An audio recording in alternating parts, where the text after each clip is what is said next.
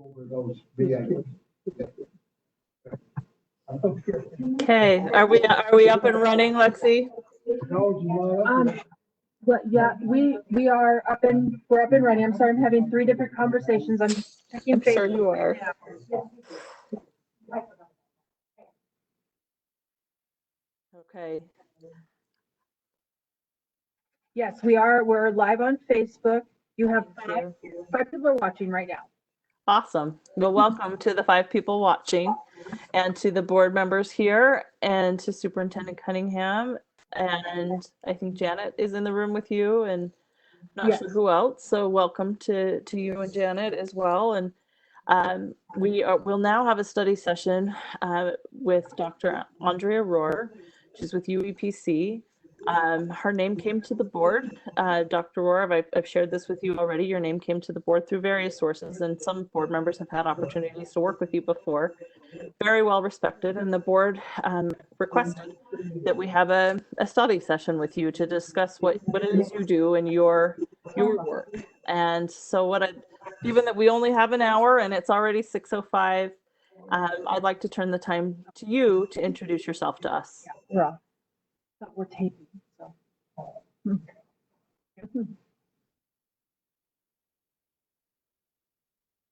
hear me okay? Okay, great. Thank you. And you can see the slides as well. Perfect. Thank you.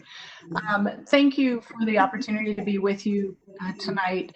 I'm here on behalf of the Utah Education Policy Center. I'll talk a little bit about who the center is in a few moments, and tell you a little bit about myself.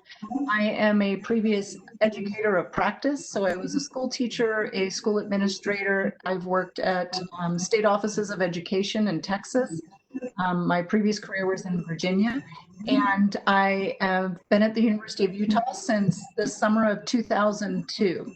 And we resurrected the Policy Center in 2006, and we'll talk a little bit about that. Our presentation for today, just to get you a little bit more acquainted with who we are and what we do and how we come to you tonight, is titled Building Towards Tomorrow Today, recognizing that all school districts, including your own, are in a precarious place now with regard to what it means for educating children and bringing in families, communities, and others who are engaged in education. And it's an opportunity of sorts, though you have changes in leadership that are coming and opportunities to expand learning opportunities for children and their families through remote learning, but also through new structures and processes that can serve students in the school district. So part of what we wanted to do tonight is to introduce to you how we do our work. And that generally begins with asking some questions and having each of the individuals and the organizations that we're working with to ask questions of themselves. And so that's where we'll begin tonight. First was with regard to understanding where it is you all want to go and where you are currently. In particular, what are your current value commitments? So as a district and a board, and district for us is defined as the board, the superintendency, and also your principals and school leaders, and how you all come together to create conditions for others, particularly for teaching and learning. We're going to ask questions of you if we continue our work together about where are you going? Where do you want to go? And who you're intending on bringing with you along that journey. And then how you'll know when you will arrive and what it will look like when you arrive. In particular, we recognize that change can be difficult, but the only way to get from today to tomorrow is to enact some degree of change. And so as we understand it tonight, our conversation is to begin that dialogue together about where you want to go and how you want to get there and who you want to take along with you. At the Policy Center, which as I mentioned was restarted in 2006, we've developed a vision and mission around bridging research, policy, and practice. So everything we do in the center is driven by these value commitments to develop and mobilize knowledge and research, to ensure that we have valid, reliable, rigorous research and approaches, and to build capacity for equitable and excellent education regardless of the entity that we're working with, to expand the network of partners for educational improvement, and to elevate a systems approach to support educators and improvement. To do this, we recognize that it takes more than just us coming to the table to tell people what to do, that it is something we have to do with people. And that with portion is something, for those of you who've been with us before, you know we say that a lot. For those of you who are new to us, we say that because while we have an extraordinary amount of expertise and experience professionally and personally in education, we also recognize that the individuals we're working with often have that same expertise, and that part of our role is to, in a sense, take that untapped potential and give it a way to flourish. And so we live by these value commitments in all that we do. The first area of our work is around research and evaluation. What you see on the slide is how we go about doing research and evaluation, particularly starting with what do we want to know about the outcomes. And we look at a range of outcomes in our research and evaluation, from student level outcomes to teacher level outcomes, school level, leader level at the principalship, for example, as well as at the district, and then community outcomes as they relate to what's going on in education. And we do that through increasing the amount of communication, collaboration, and relationships we have, particularly with those that we're working with, so that we can build and build out ways that are sustainable once we leave from that evaluation. We ensure that our work is always research-based. As the University of Utah College of Education Research Center, it is imperative that our work be always research-based. And so to do that, we have a team of 19 folks within the Policy Center, and then a network of individuals across departments within the University of Utah, but also across other institutions of higher ed and professional practice here in the Mountain West, but also across the country. To inform what we're doing, we actually go back to other research so that we can ensure that our research and evaluation are rigorous, valid, and reliable, and that we are drawing upon the strengths of other bodies of work to inform what our clients are working on. We also ensure that our recommendations and considerations from reports are always actionable. And this was a determination we made early on in the Policy Center to ensure that and recognize the importance of having a living document and something that folks can use as they work towards improvement and change. And we also provide technical support for improvement. And that leads to our second area, which is our Bridgeworks Leadership and Learning Series. And as you'll see in a moment, this is an area that we've worked extensively with Salt Lake School District, going back all the way to 2010 when we started work with Northwest and Glendale around school improvement. So it's been a few years, but our work in the district has evolved and has branched out to a number of other schools and individuals in the district. What you'll see here are the basic principles of how we do our leadership and learning series and what we base it on. Again, first and foremost is that it's research-based and data informed. I've covered that briefly and I can come back to it, but I want to focus your attention for tonight on the second one, which is it's grounded in systems theory. There's a great deal of research about organizations, particularly large organizations like districts and schools, that moves away from the piecemeal approach that many schools and districts have inadvertently attempted their reform efforts, particularly those aimed at excellence and equity. And we bring that together and ask, how do all pieces fit together and how do they inform the movement forward? We also base our work that we do with folks, particularly at this level, on adult learning theory and learning transfer theory, which means we recognize that adults learn differently and enact differently, engage differently than do children. And we also recognize that if what you're learning is not applicable tomorrow, what we call either day one or learning ready, then it falls by the wayside, that it's something someone might engage in momentarily, but they will not continue those practices. We do our work in a way that's designed to cultivate collaboration and engagement We're not an entity that's a sit and get. I say that and I recognize the irony of how I'm presenting tonight versus if we were in person together. But generally speaking, everything we do, because it is adult learning centered, with educators across the spectrum or organizations working with education, we engage people. So we're the entity that would bring to the table research about a particular topic and then structure the engagement time with folks so that they can learn about that, apply it to their own setting, and be able to then transfer that in similar situations for the next day. We also work intentionally in this way to then scaffold improvement for sustainability, because no one wants to invest resources in an entity that you have to keep paying, or at least keep paying for the same thing. And so our job is to go in and minimize our role over time so that the efforts that we've joined you with can actually continue. We also, when we're working with leaders, we recognize the importance of aligning to not only state standards, but also professional standards for the field, whether it be district leadership or school leadership, for example, or coaches, different levels and entities that we work with, so that they are also mastering and becoming masters of professional practices that can aid them much beyond our engagement. And then finally, we do recognize the importance of having tailored solutions.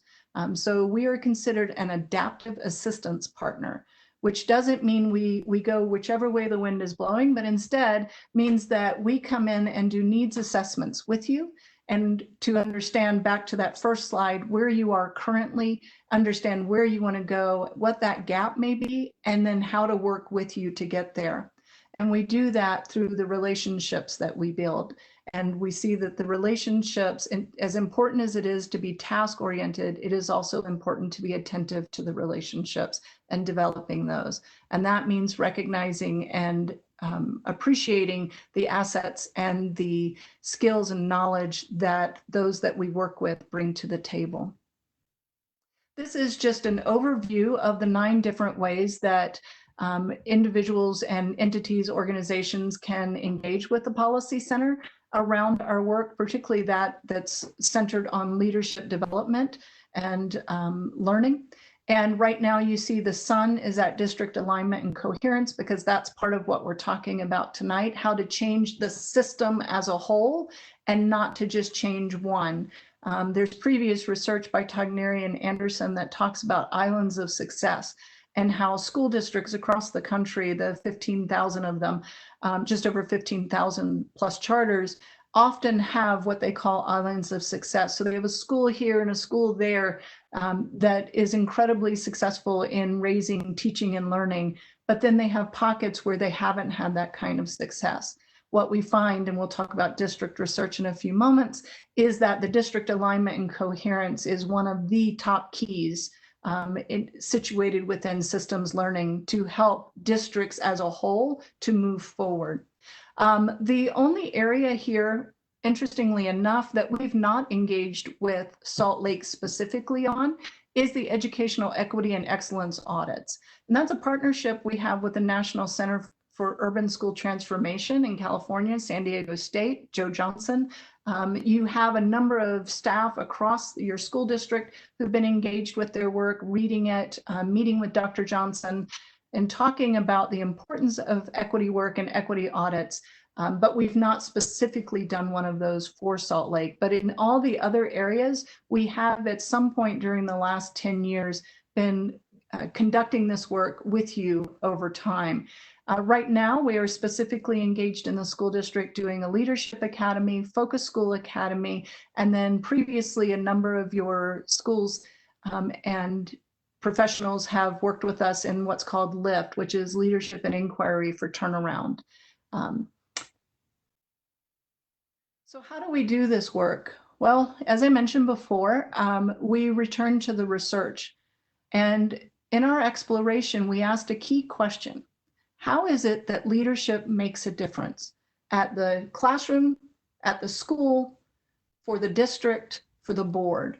And what we've discovered is that there are 5 principles of leadership that when integrated into practice have the greatest possibility of moving an organization forward towards its goals. The first is in creating clarity of focus for the organization, and then developing a unifying purpose. So why is it that we're all doing this together? The second principle is inquiry and reflection. Are we taking the time to explore and ask questions, interrogate what we're doing and how it's working and in what ways? Are we developing relationships with the people that we work with? Or do leaders still treat others as if they're the persons to do the work rather than the people engaged with them in the work? And how do we attend to culture, the norms, for example, that we work together under? How do we attend to the language that we're using? And how do we attend in particular to how people are working in that environment? The fourth is process and structure. And so we ask the question, what do you have in place that's helping leaders and those that they're working with, followers, to move forward? A lot of times people will use the term follower as if it's a negative. In our view, followers are leaders in training. And so are we giving opportunities through our processes and structures for other individuals and groups to be involved in the decision-making and in the enactment of those decisions? And then finally, communication. And one of our greatest learning lessons, and this again also stems from the research, is how much communication needs to occur, but also how important it is to include others in that communication, that it shouldn't be reliant upon one person. So why is this important for you? Well, I mentioned earlier, I'd like to say that my history in education, because I was still so young, had only been a few years. It turns out that I've spent over 30 years as a professional in the education realm. And much of that time, particularly the last 20 some years, despite being younger, has actually been spent studying districts and organizations like districts, so state level education initiatives, school level education initiatives. What we found consistently from the research is that if districts enact 4 roles that you see here, they will see systemic and systematic success, not the islands of success.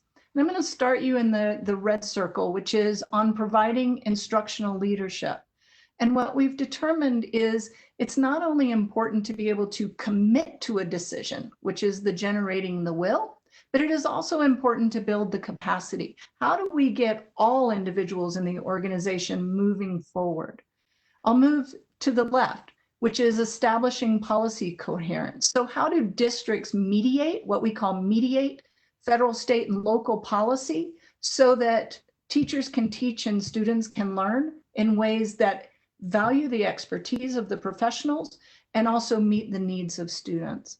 And then how do we align resources? So how do we move beyond saying, well, everybody gets this because that's the definition that people are often use for equity, versus how do we determine what the needs are, and here's the threshold we want everybody to be, and then how do we resource accordingly?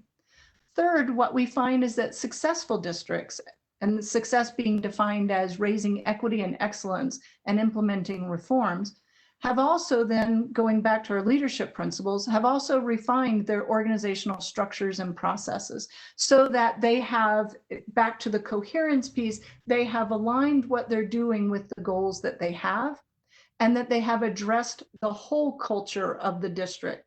And the district isn't just the people in the schools and the district office, but the entire community, and how have they engaged the community, particularly those that have previously been marginalized, so diverse communities, for example. And then finally, and perhaps most importantly, is that they've maintained an equity focus.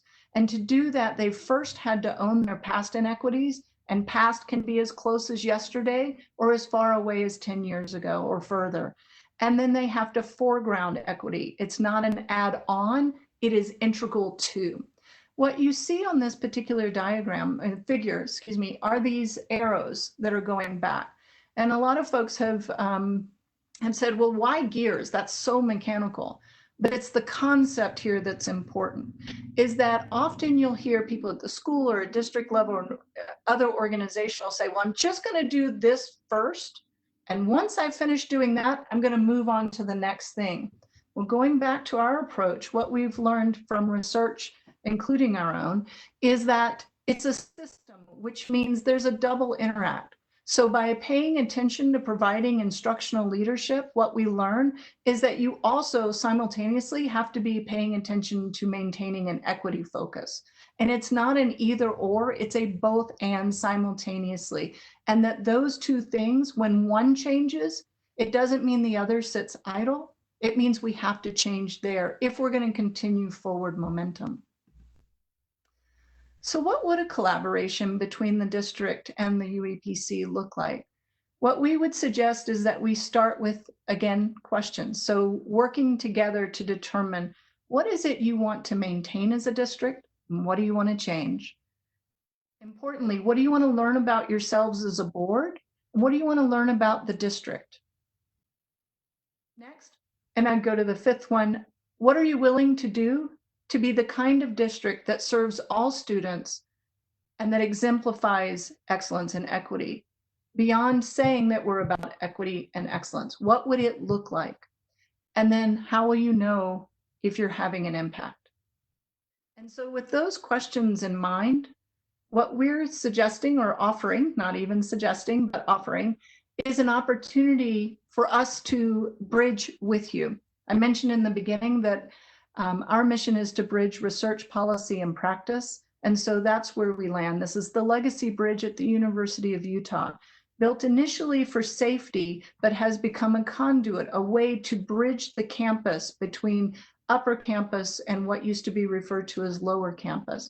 And so we use that here to say that with us and together, we can work on unifying the district, building engagement and inclusivity, transparency, and trust. So being able to interrogate not only where, if at all, are you splintered, but also how do you come back together? What value commitments do you have in common? We can work together to expand the capacity of leaders, teachers, and students in your district to excel. And we can ensure equity and excellence for all students, as well as create scalability and sustainability of the work that we endeavor together with. And so with that, I know that you'll have a lot of questions, maybe about this, maybe not, but also about the kinds of work we may do together. And so with that, I'll stop the share.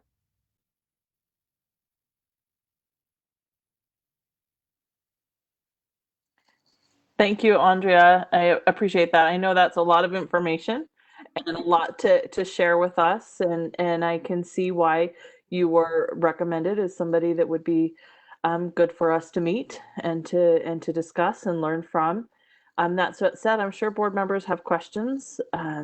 Knowing that we have lots that we have on our minds as far as how we can help and support our district in our role as board members and how we can come together as a board to drive that work forward.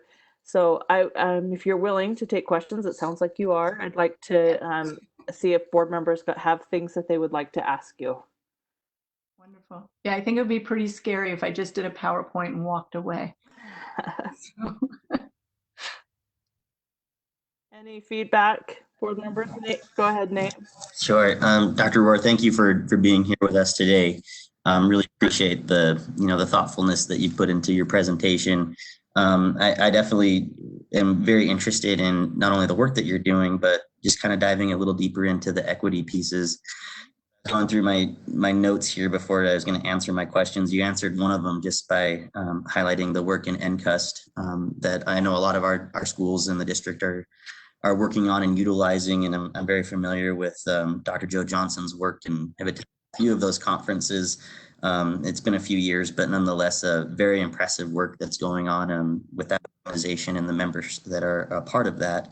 So I'm not going to ask you about research because I think seeing NCUST there, I understand where that research is coming from, always adding to it. But I guess more, before we dive into other pieces, it was around this thought about owning past inequities and having that be integral to rather than just something that is a part of or is right. What has your experience been with schools or school districts in their own process of owning those past inequities? And how does that filter down through the rest of the system? Administrators all the way down to teachers and principals and parapros, folks that are in the schools interacting with students every day. Because I see equity in the framework that you're bringing it to us as everybody in the school, right, has that focus, and it's integrated into everything that we do. So I would love to hear your thoughts and experiences with schools and districts in that regard. Certainly. Thank you for that question. And I think it's perhaps one of the most important. If we're going to get to instructional quality, we have to ask, what does that mean, and for whom? So I have to go back actually with Dr. Joe Johnson, which is where a lot of my research started in Texas, was with Dr. Johnson when he was at the Dana Center at that time. And so the question we had looking at school districts in Texas in particular was, how did we see school districts in Texas who were incredibly diverse in terms of students and families, communities, but also were under this intense accountability system? So how did they achieve high accountability? And I'm not referring to those that have been in the media where people have gone to jail. Not referring to those for cheating. I'm talking about legitimately things changed at the classroom level, they changed at the school level, and they changed at the district level. And so we embarked on this research to ask the question, what was actually happening in the districts?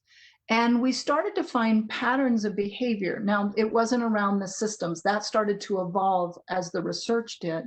But one of the commonalities from the get-go was that they were all using the accountability data for all of its issues, right? And I think we can all agree that the testing and how testing is used and accountability systems all have their flaws. But they were all using it as a leverage point to say, we think we're doing a great job, but our data right here, that indicates something different.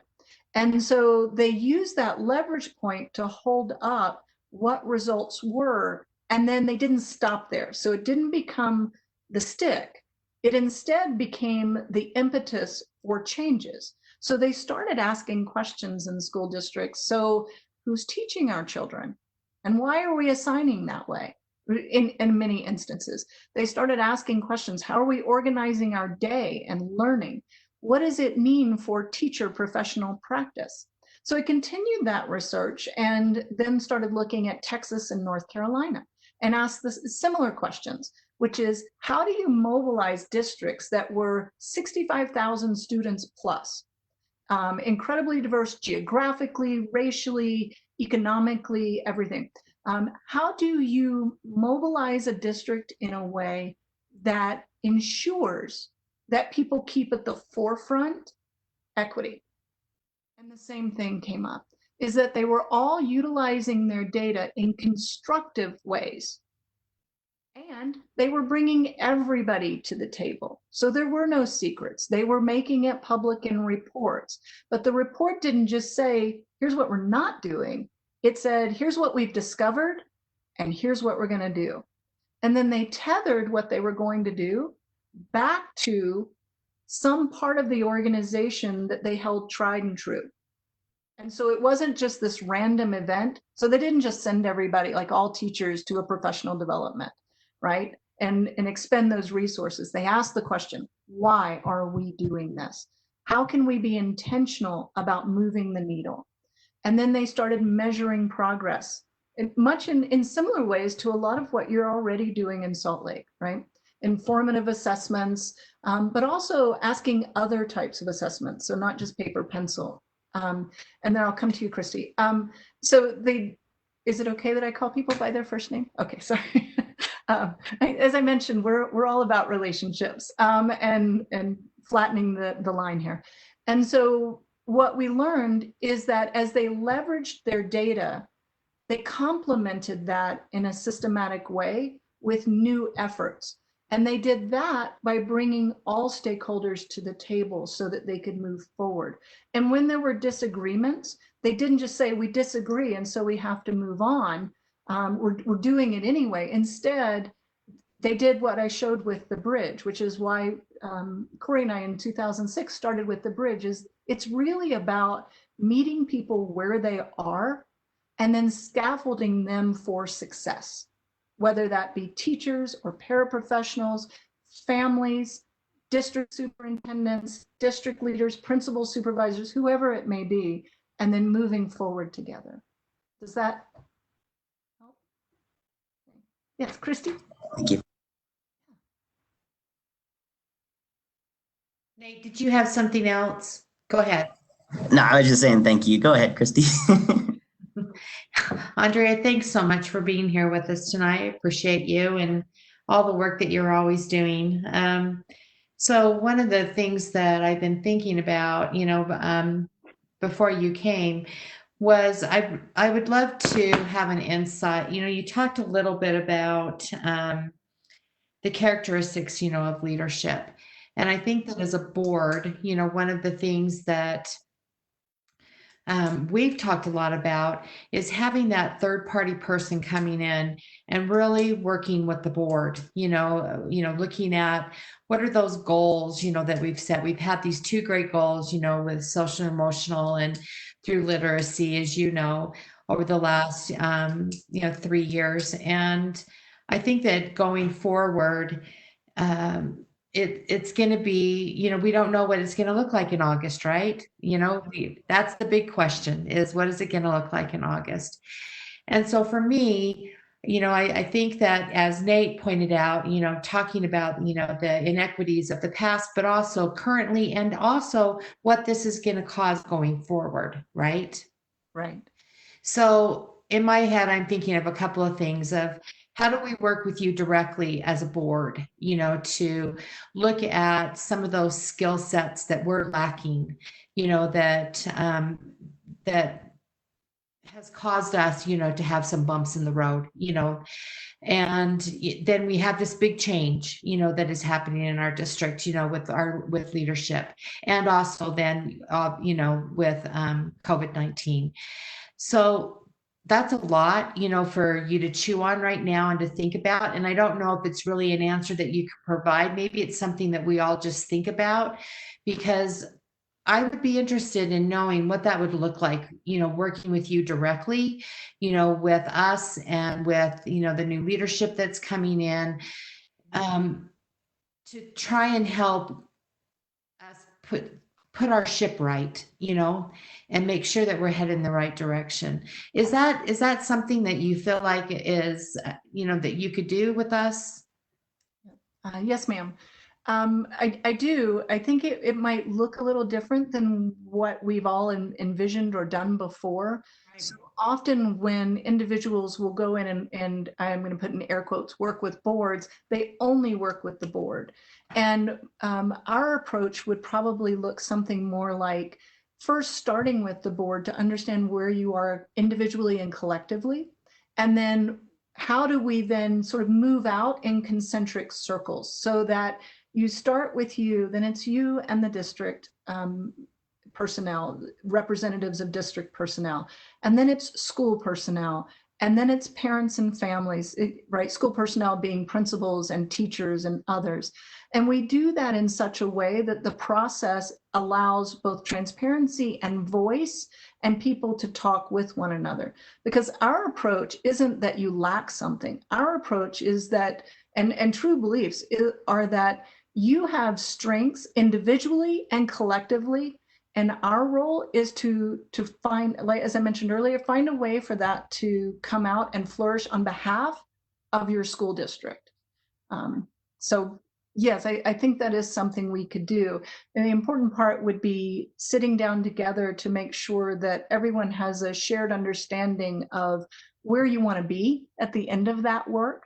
What are some concrete specifics, but also where do you want to be as a board member, and what do you want for your communities and your children to be able to have and hold basically as a result of the work you're doing, so that it does have that ripple effect.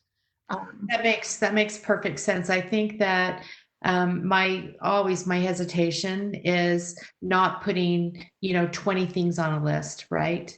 Absolutely. That here's our 20 things that we need to fix or figure out or talk about, and to really have a critical conversation that narrows the conversation down to one or two things that is going to help us continue to move forward and deal with some of the really difficult things that we're going to have to make decisions about, and then in the future.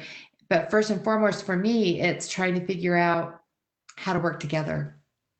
Absolutely. And that's our approach as well, is we will have processes because we want to understand where, what would be the great list, right? The 20, 30 things. But then we take a process and we narrow that down to a consensus of what are the top, probably 3. And part of the way we do that is to ask the question is how will these 3 things actually waterfall to some of the other things you want? So if you think about a waterfall, right, flowing downstream, we create that through line basically, which is to say, if we address these, for example, 3 things, what else will we start to address by taking these priority items and moving them forward? Sam? Andrea, there was a question from Sam. Yeah. Go ahead, Sam. Thank you so much, Andrea. I've just heard nothing but good things about you and your team from the schools that work with you. Thank you. I don't want to put you on the spot, but I'm curious. I mean, it's sort of along the lines of what you and Christy were riffing on. This idea of what are the 1 or 2 things that we could work on, especially if you were helping us. I mean, we've discussed a little bit, I think, among ourselves, the idea of asking you all to help us a little bit with our search for not our interim superintendent that will be happening very soon, but the permanent superintendent. And, given that that's going to be about a year-long process, just based on your experience in the schools that you are in, what would your top 1, 2, or 3 questions or ideas to focus on be, based on your experience of our schools? That's a great question. I think somewhere in there you said something about not putting us on the spot, but so first I need to acknowledge, and they're probably listening, I think they're listening, is our team at the UEPC. And what we've done is create not only our Bridgeworks team, but our whole team are individuals who come with keen expertise, but also a lens to look at things just a shade different from one another. So that when we come back together from our work, Sam, at schools, we then triangulate information. And then we ask those next questions. Why is that happening? And so, again, recognizing that there may be something else that comes out of our conversations and working together. There are a number of issues right out front that seem to warrant further attention. The first is around trust, inclusivity, and unifying people. Second is communication. And third, which is a much broader category, is leadership capacity. And what I mean by that in this instance is understanding that Salt Lake, like many districts, has many extraordinary educators. And I mean from the paraprofessionals to the teachers, to the school leaders, to the district leaders. And asking that question, how do we recognize in one another the assets and strengths that we bring to the table? And how do we use the word riff? How do we riff off of that versus how do we try to extinguish that in order for someone else, another agenda, not someone else's, but another agenda to be pushed forward? And then how do we, as leaders, then how do we integrate everything we're doing back to our central vision and mission, and then leverage that to move forward? And so those are 3 very broad categories. But when we evaluate part of what's going on is we ask questions about who's present and engaged, and how are they engaged? What are they doing? How are they inadvertently, right? Because we don't believe anybody's malicious in this endeavor, but how might people be inadvertently tripping another unit up, or another division, or another school, or another leader? And how do we clear the pathway for everyone to come together as a collective? And when we have disagreement, have decision-making processes and norms in place that we go, okay, let's take a step back and attend to our norms, and then how do we move this forward? So part of what we're seeing, and again, this is just from the collective work that we do, so the opportunity is to dig deeper and ask more intentional questions at the district level with the board about this, and then again, loop in folks, is to be able to find those central, what Christy mentioned, the priority areas, and triangulate, see if what we're seeing has any credence in your eyes. For example, just by asking, do any of those resonate with any of you at all? Okay. Yes, definitely. Okay, so then how do we expand that understanding that we have and that you have of yourselves and of each other and of the district, right? Because everybody's sitting here, and you know, I see Lexi doesn't have her camera on, but I know she as well, have all been committed to children and educators and what Salt Lake District can do for not only the community, but for the life opportunities of the children who cross your doorways. I know that. Like there is no question. So how do we find ways to expand that so that it's all going in the same direction?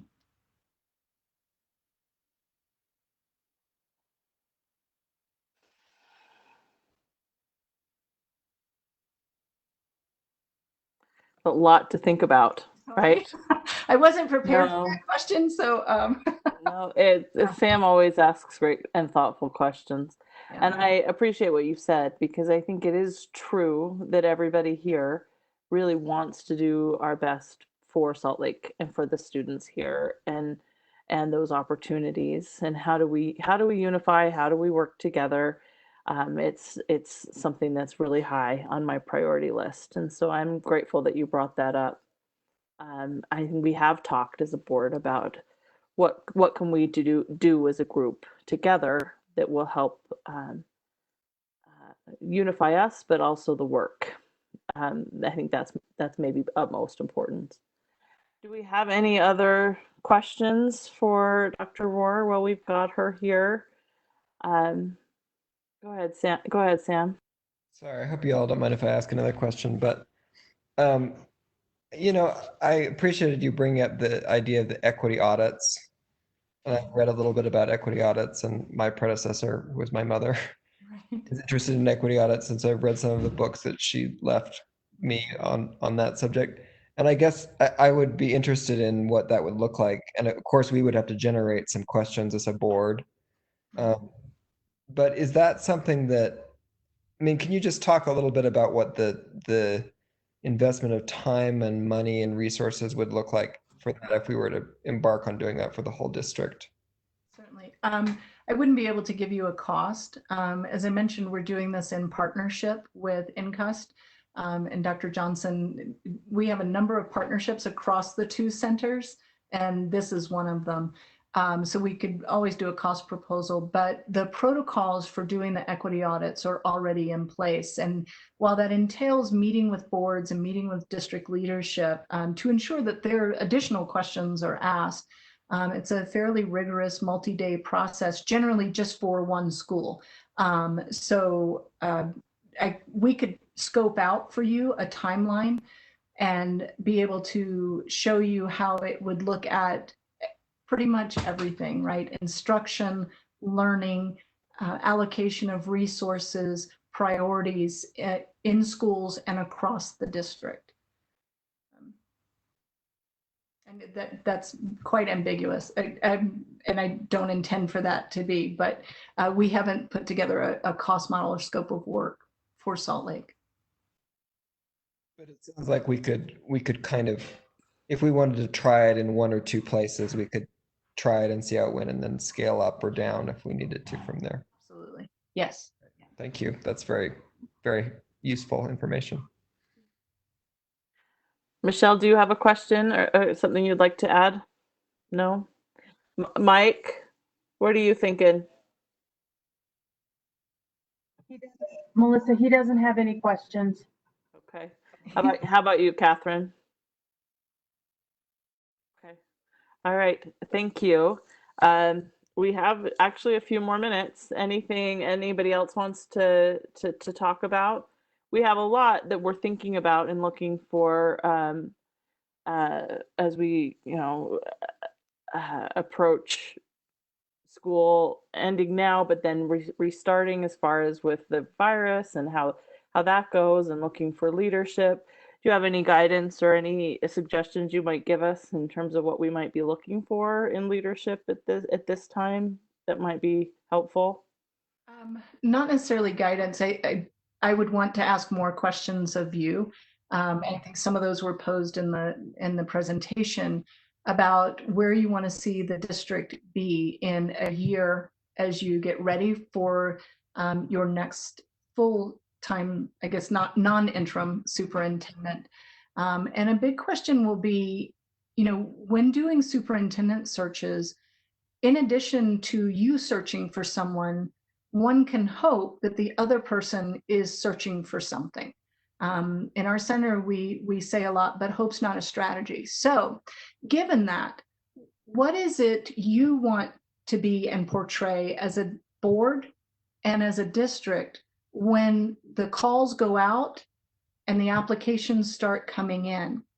And thinking about, again, I know often boards play such an incredibly pivotal role in choosing a superintendent.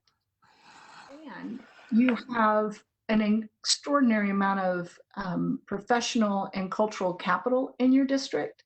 And how might other entities be engaged in the process to help inform your decision?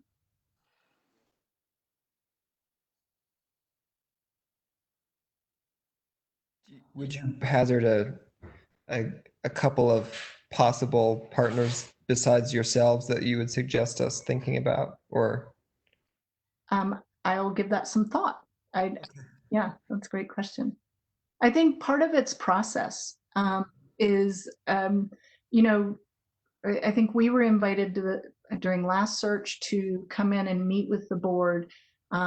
If it's possible, again, recognizing that physically it may not, given the situation that we're in currently, but going into the community to ask those questions, like breaking down boundaries and expectations and experiences that others have had, even in coming to the district office, for example, being able to engage people in the kinds of questions, like what is important for folks to want to know about the individuals that you're interviewing, and importantly, what do you want them to know about you?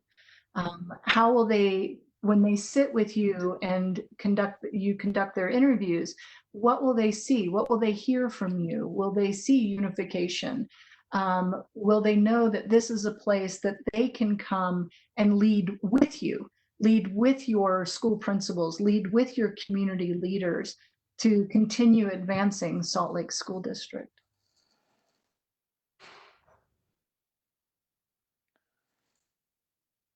Thank you. That's really helpful.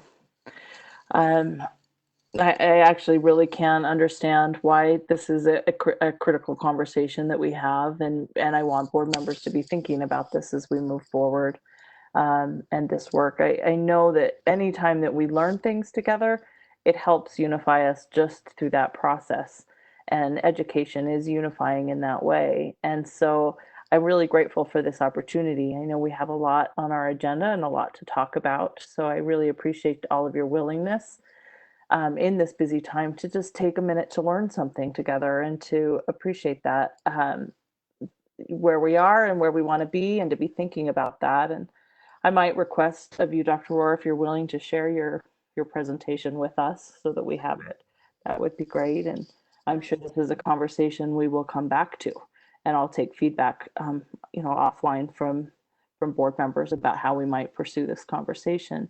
I've had the opportunity to talk to Dr. Rohr a couple times in preparing for this. She's been graciously been scheduled twice already, and been able to adjust with our schedule and her own. But really enjoyed those conversations, and I feel like I've learned a lot, and just through those one-on-one conversations as well as tonight.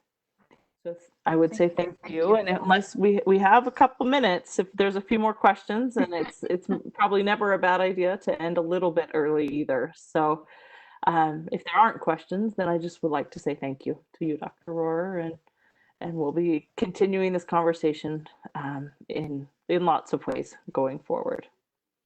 Thank you. Thank you all. I appreciate what you do on behalf of children, not only in your district, but in the state. Thank you. Thank you so much. Thank you, Dr. Rohr. Bye-bye.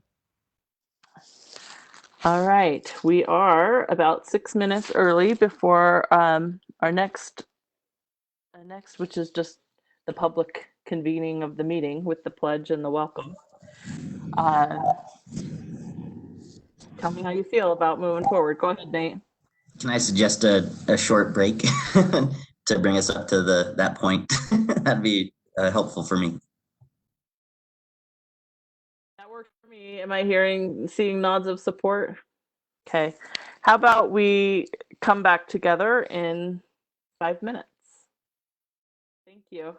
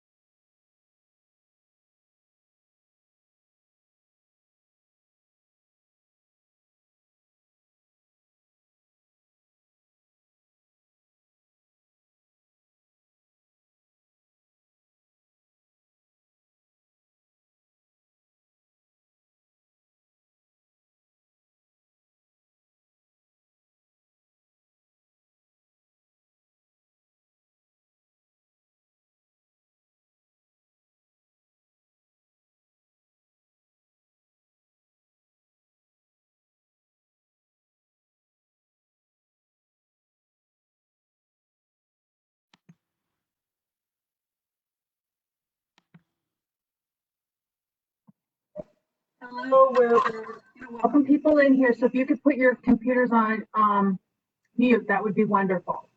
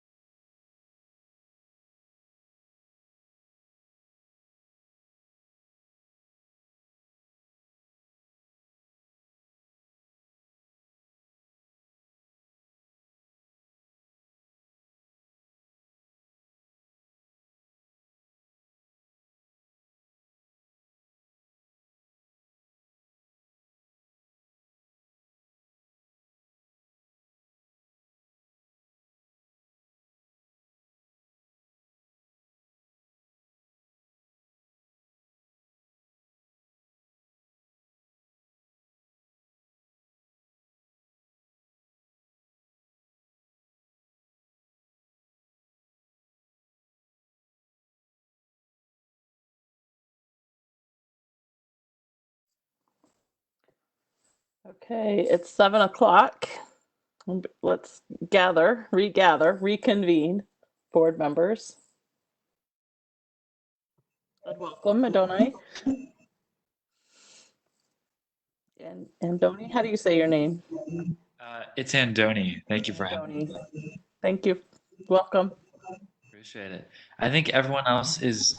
I think we were told to jump on at 7:05. I just actually got here. Yes, and we have a few things to get through before we'll turn the time to you for your report.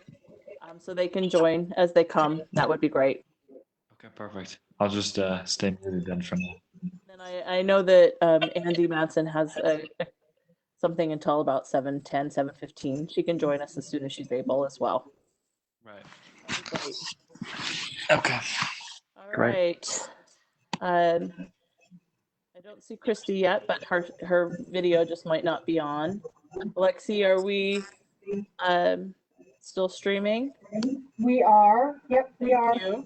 All right, thank you. So welcome back, board members. If you've been watching us as we've been streaming, we had a good informative conversation with Dr. Rohr from UEPC. Thanks for joining us for that. And if you're just joining us, welcome. I've received some positive feedback from our Facebook live stream. I hope that people are enjoying that. It broadens our audience, certainly, and that's a good thing. So we're grateful for that. So welcome to our Facebook audience as well. So this is the board meeting for Tuesday, May 19th, 2020, and it's 7 o'clock, and we are doing this virtually. We are mostly all in our homes, but we have our anchor location at the district office, and our superintendent and business administrator are there with board member Namelka. Do we have anybody else at the district office that we need to welcome, Superintendent?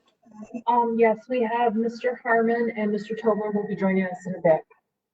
Okay, welcome to Mike, and when James gets here, welcome to him as well. I'll ask somebody there at the district office then to lead us in the Pledge of Allegiance. Okay. I pledge allegiance to the flag of the United States of America and to the republic for which it stands, one nation, under God, indivisible, with liberty and justice for all.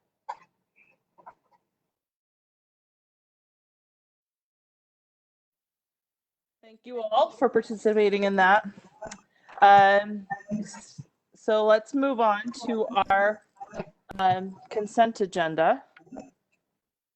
Do I have a motion from a member of the board about the consent agenda?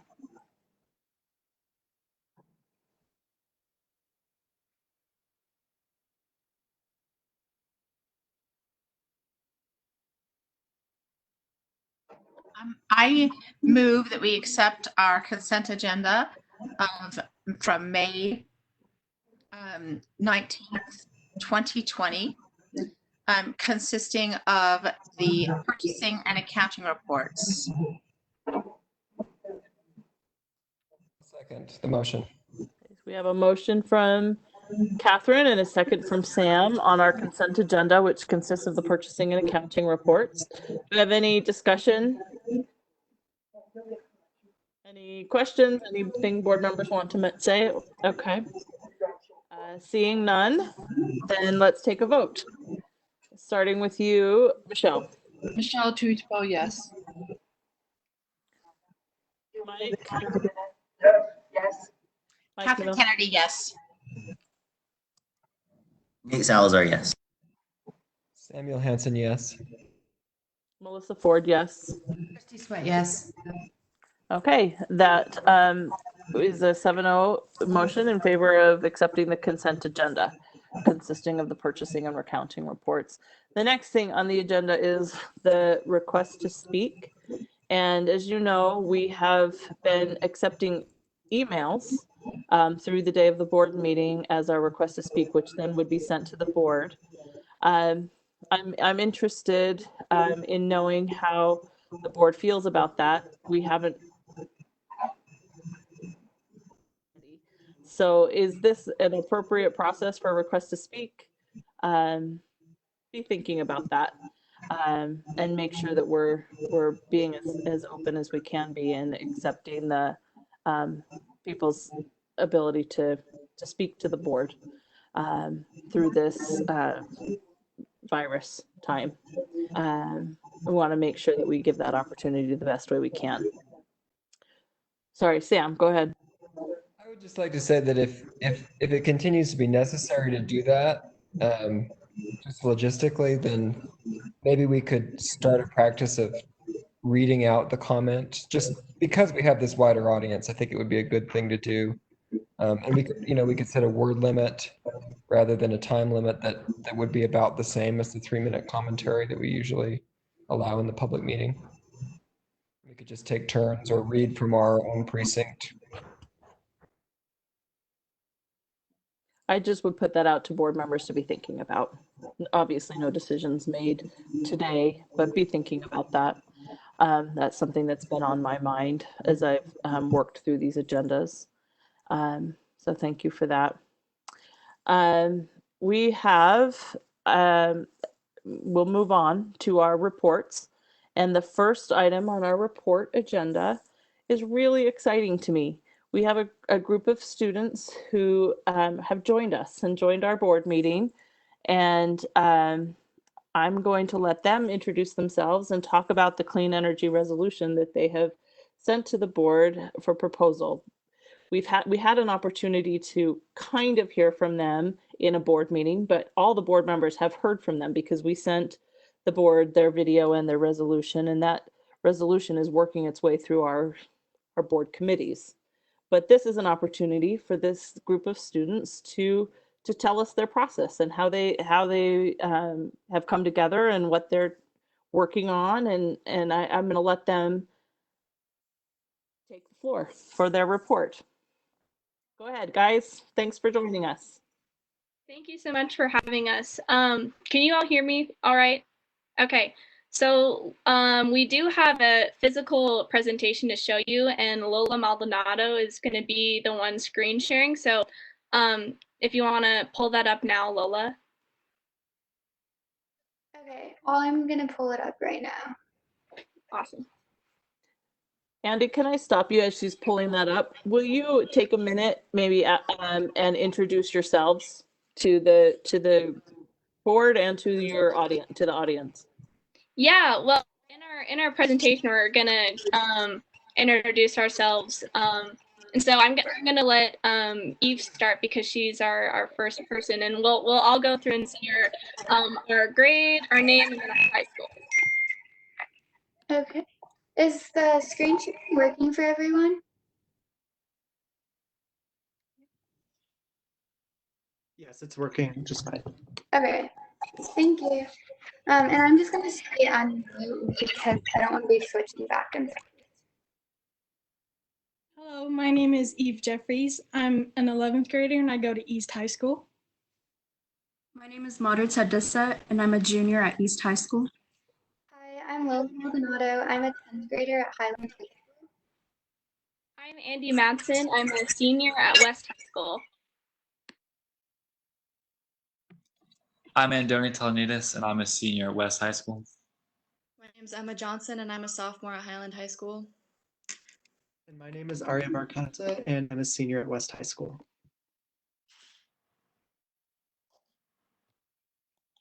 Our campaign. This campaign is a youth-led movement working on bringing everyone together for a brighter, cleaner future. We believe public schools should be a part of the solution towards clean energy, as well as empowering students to bring their concerns and issues to the forefront. Our school board should be a leader, and with the help of this campaign, along with the diverse voices a part of it, can transform and build our community. Next slide. Why we are here. We as students are worried about climate change and its impact on our planet and our communities. As a generation that will inherit Earth and everything on it, we are concerned about the future and want to take actions that ensure a cleaner, healthier future for everyone. Next slide.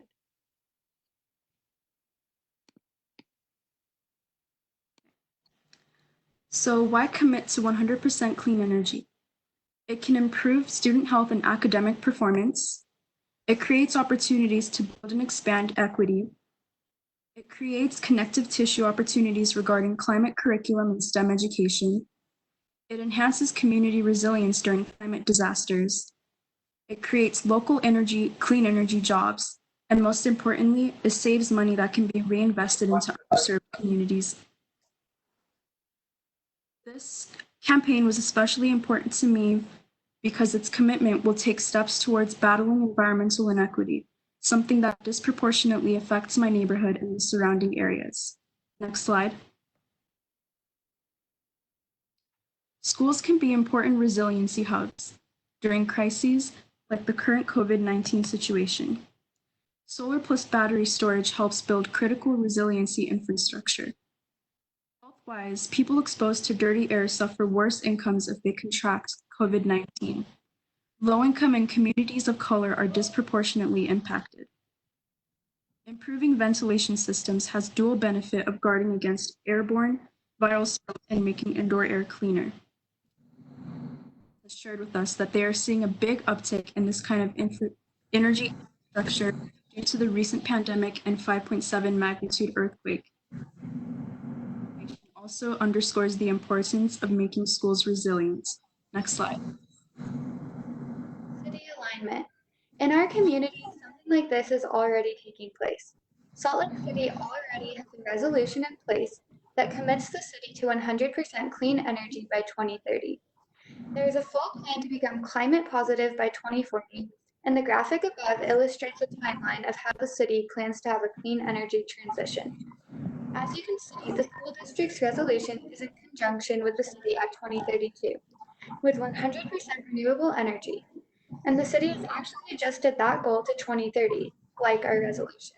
In the future, this resolution will promote many conversations with the city moving forward about how we can make Salt Lake City more sustainable, breathable, and livable for all our futures. Next slide. Let's help reach Utah's clean energy goals. Utah passed HB 411 in 2019. The bill enables next steps for community renewable energy by 2030. It defines rules, rates, and expectations for cities and counties in Utah. Although the legislation is in place for the state and does not enact penalties, so because of this, it is important for Salt Lake City School District to act as leaders in clean energy and help our city support this important goal. Next slide. The time is now. So before we get into some of the logistical stuff, we just wanted to go over what the resolution does and does not do. First of all, this resolution creates an opportunity for the district to pursue pathways to affordably finance 100% clean energy over the next 2 decades. Our district spends a lot of money on energy, and what we're proposing is that we invest it in a way that transitions us into 100% clean energy once again over 2 decades. This resolution also creates a process for building out an implementation plan to support stakeholder engagement with the district, staff, and board collaboration in order to meet our goals. This non-binding resolution builds in a full year of planning so we can pursue the best financing options forward. And as we will discuss, there are many finance pathways that will help us make this transition affordably. And in fact, in many areas will actually save the district more money.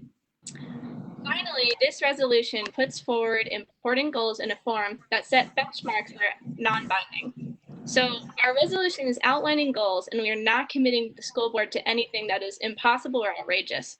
And in addition, with many discussions with board members, we know that the consensus is that there are many concerns surrounding that the resolution and funding for students.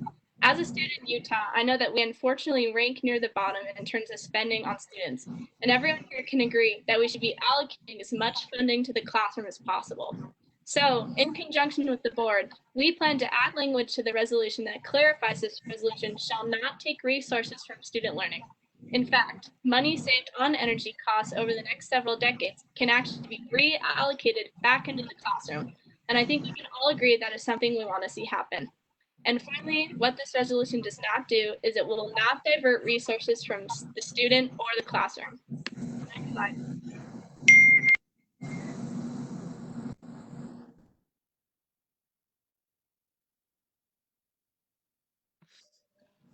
All right, folks, it's time for some real talk.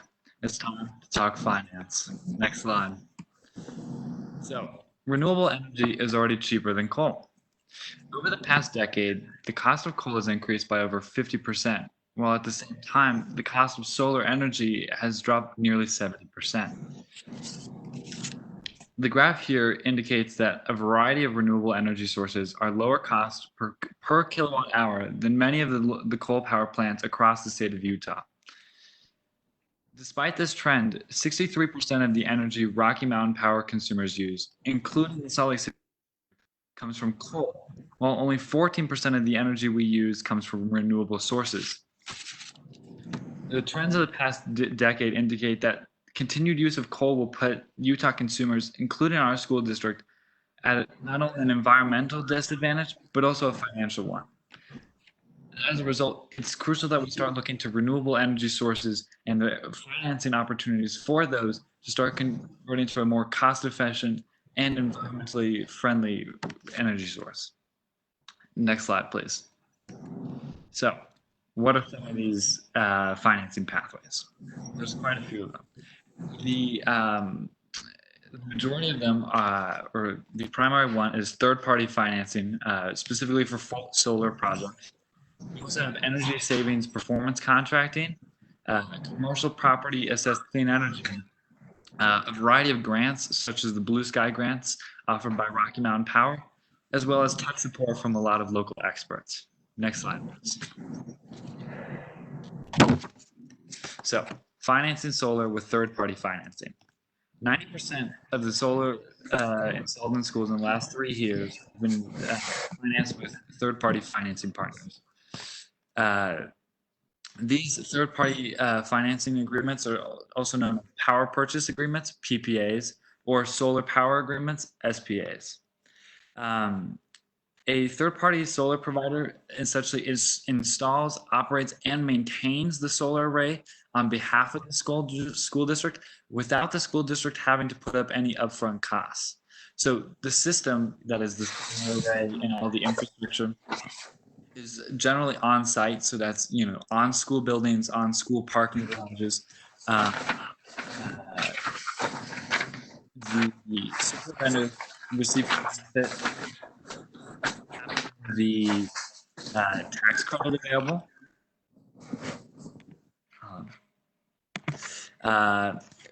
And so with the money that the schools are saving, they can invest that in things like energy efficiency or diverting money back to improve, the quality of education within the classroom or a variety of other student services. So then, next slide, please.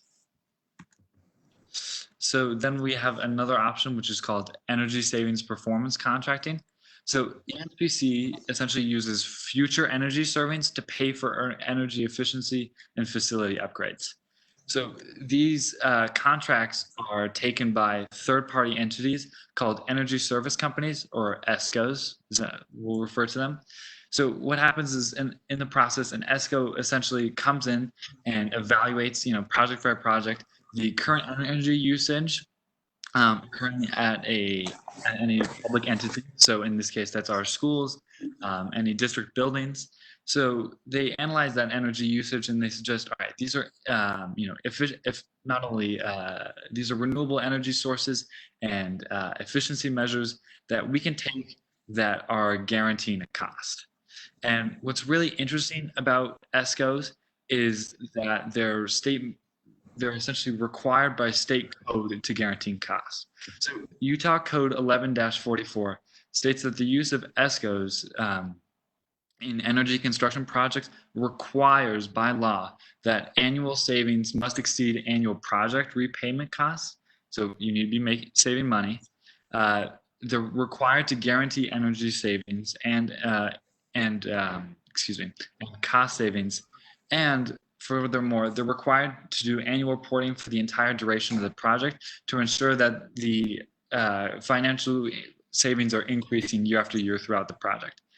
The reason this is required by law is because in an energy saving performance contract, the money that the public entity, the school district, is saving is the money that we're using to pay back for the infrastructure. So in most instances, the school district has to pay little to no money up front. Rather, the money that we're saving over time is used to pay back, is used to pay for the ESPC over a negotiated repayment period. Next slide, please.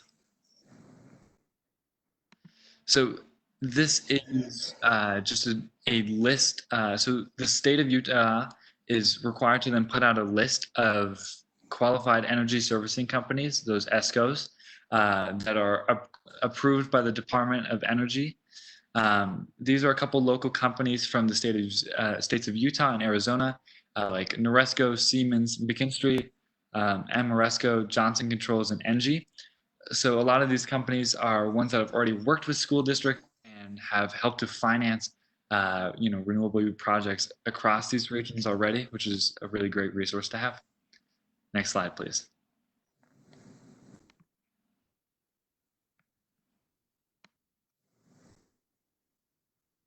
Another finance mechanism in place for this is Commercial Property Assessed Clean Energy, or CPACE. This is a state statute that supports commercial and industrial property owners with energy efficiency, renewable energy, and water conservation projects.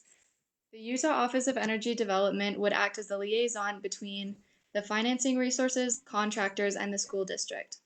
This allows property owners to access private level financing, benefiting stakeholders at many levels of development. Next slide.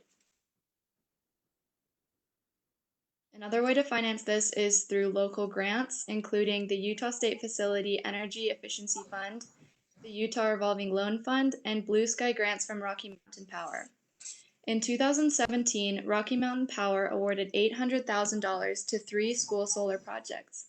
These schools are North St. Pete Middle School, the Vernal Area Chamber of Commerce, and the Academy of Science. This school, which serves almost 500 students, received over $160,000 to install a 65 kilowatt solar system, which now covers 13% of the school's energy needs. Next slide. Some local supporters of this project are Utah Clean Energy, Creative Energies, the Salt Lake City Sustainability Office, the University of Utah, other solar installers, the Utah Sierra Club, Heal Utah, and Western Resource Advocates. This shows that the school district will have plenty of community support, and we will not be alone moving forward in the implementation of this project. Next slide.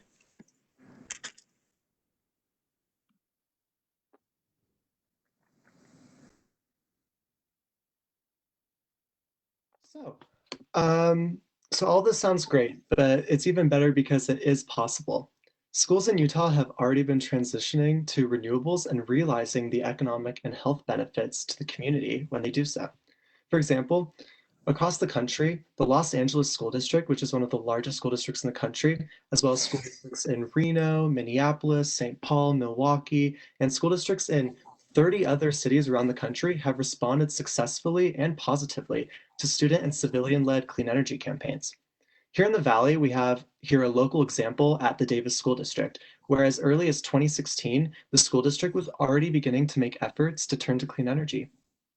One of the elementary schools in the district, Odyssey Elementary School, they expect to make back the costs of turning to clean energy in just about a decade. For an average building size similar to Odyssey Elementary, utilities cost about $1 per square foot. But after turning to clean energy at Odyssey, the utility cost there is now 28 cents per square foot, compared to the average Davis School District building, which costs 75 cents per square foot. So this clearly shows the amazing economic benefits for schools in Davis, but also the potential amazing economic benefits for schools in Salt Lake. Can I move to the next slide, please? So here is our resolution, and we ask you to commit to achieving 100% clean, renewable energy by 2030 and in all energy sectors by 2040. We know that there can be obstacles in achieving these goals, so our resolution sets up a process for the path forward to achieve the goals that would save money and ensure healthy schools and productive learning spaces. By passing this resolution, the school board plays an important role in achieving success. And we want to reiterate the two main points of this resolution. Number one, we ask you to commit to 100% clean, renewable energy by 2030 and heating in all energy sectors by 2040. And number two, that the district will not be alone to organize the effort. Our resolution also stresses a task force to be established by 2040 to help plan and implement these clean energy developments alongside the district. So then this whole entire initiative can be run efficiently and organized well. Can we go to the next slide, please? So thank you so much for listening to our presentation on behalf of the students, parents, and teachers of Salt Lake City School District's high schools, Utah Sierra Club, Utah Youth Environmental Solutions, and Climate Parents. And before we end, I would like to bring it back to Andy Hudson. Thank you so much, Aria, and thank you so much to the students that gave that amazing presentation. And then just a final thanks to you, the board, that was listening to us today. We recognize that this is, I think, the first time that students have come and presented to you guys, so we're really excited to take part in this historic moment. And I think we're also really excited to continue this beneficial relationship of the students and the board working together to hopefully get this resolution passed. And we were thinking maybe by next meeting, June 2nd, but that's obviously up to the board. And so now I think you guys had the intention of asking us some questions after the presentation. So we would love to yield the rest of our time to you guys, your inquiries and questions to us.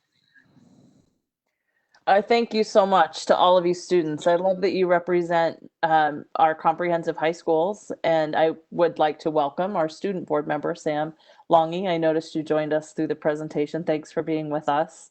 I love having students here. Thank you for being here and joining us. And in my time on the board, I've certainly had students, we've had students come and talk to the board, but never as a student-led initiative. And I think that this is wonderful. Thank you for the time.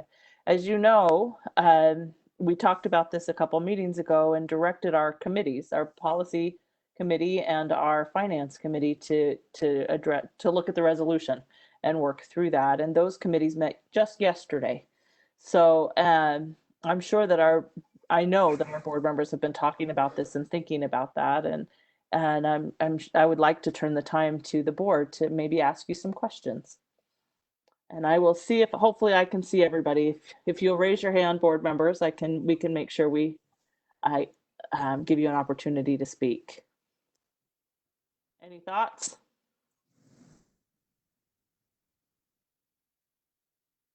Catherine? Go ahead.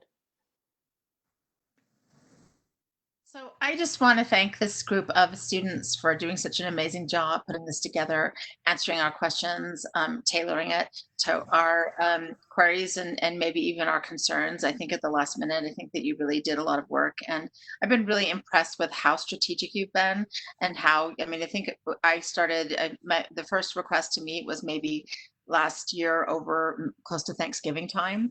So this has been a long-term effort, and I think that it's really wonderful that you're committed to this project and that you're committed to doing the things that will make a difference in our future, and I really appreciate it. And I should speak only for myself, but as part of the policy committee yesterday, I think we really looked at this with a lot of favor.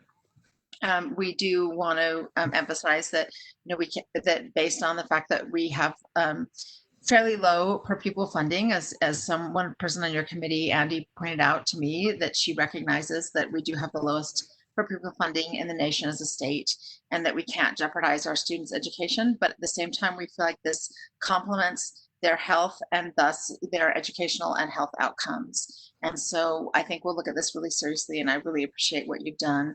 I think I've asked you so many questions over the last 6 months since we've been meeting that I don't have any right now, but I know who to contact if I do, and I really appreciate your leadership on this. I think that we're going to have a great future, and I'm really excited for you all to do your college thing and come back to Utah, I hope, and start leading us, when you're through.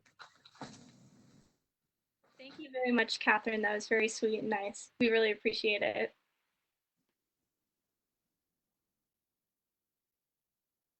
Go ahead, Sam. Thank you all for that presentation. That was very illuminating, and like Catherine said, for all of your hard work and advocacy on this very important issue. I'll just say a little bit about the discussion we had in the Finance Committee, and Christy and Mike, you can feel free to interrupt me if you feel like I'm not representing it fully. I think you are aware that we had an estimate from Paul Schulte, our Director of Auxiliary Services, and he acknowledged that it was a conservative estimate, but one that he was comfortable with us working with as a board. And I think it's clear that we're facing even more constricted budget maybe than usual, and so we'll have to act with some caution. But I think that he's very open to meeting with all of you and hashing out some of these details. I would love to get going in the next month or two and decide, what the sort of first steps would be, and I would hope that we could sign some version of this while I'm still on the board in the next, what is that now, 7 months. So I'm very optimistic and very impressed with all of you. Thank you.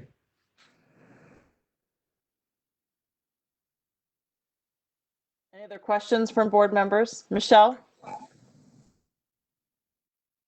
So not a question, but I guess another comment. And Andy and I had a great conversation last week. And as the newest board member and someone who's just seeing this very, very new, I was very impressed with the content. And another thing that Andy and I had talked about was since there's already that partnership with the University of Utah, to potentially also look for funding through that source. And I know that, again, we're in some pretty crazy times, and I don't know how grant funding is going to be working at this point, but it is something to look at in the future to help assist with funding this alongside what could come from other sources as well.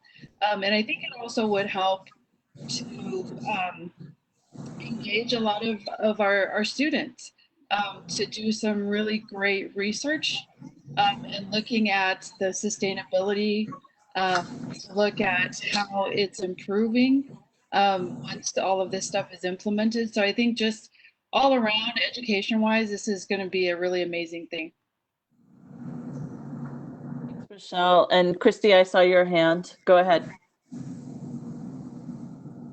Thanks so much. What a great presentation tonight. Appreciate all the work that all of you have put into this and to joining with us tonight with our board meeting and on the Facebook live stream. So I'm going to step out and say I think that This resolution now needs to go into the next stage, which would be for Christina Kindle, to look at it, to give us some recommendations back, but also the great comment that we had from Paul Schulte from Facilities today is that he also wants to be involved, with what that looks like, as we move forward and look at how to put this resolution in place, but yet at the second time, at the next step is what does that plan look like over time? And, I think that would be, the next step for us to do as a board is to take that resolution into Christina and have Paul also be a part, his group of administrators that are out in facilities to also be a part of it.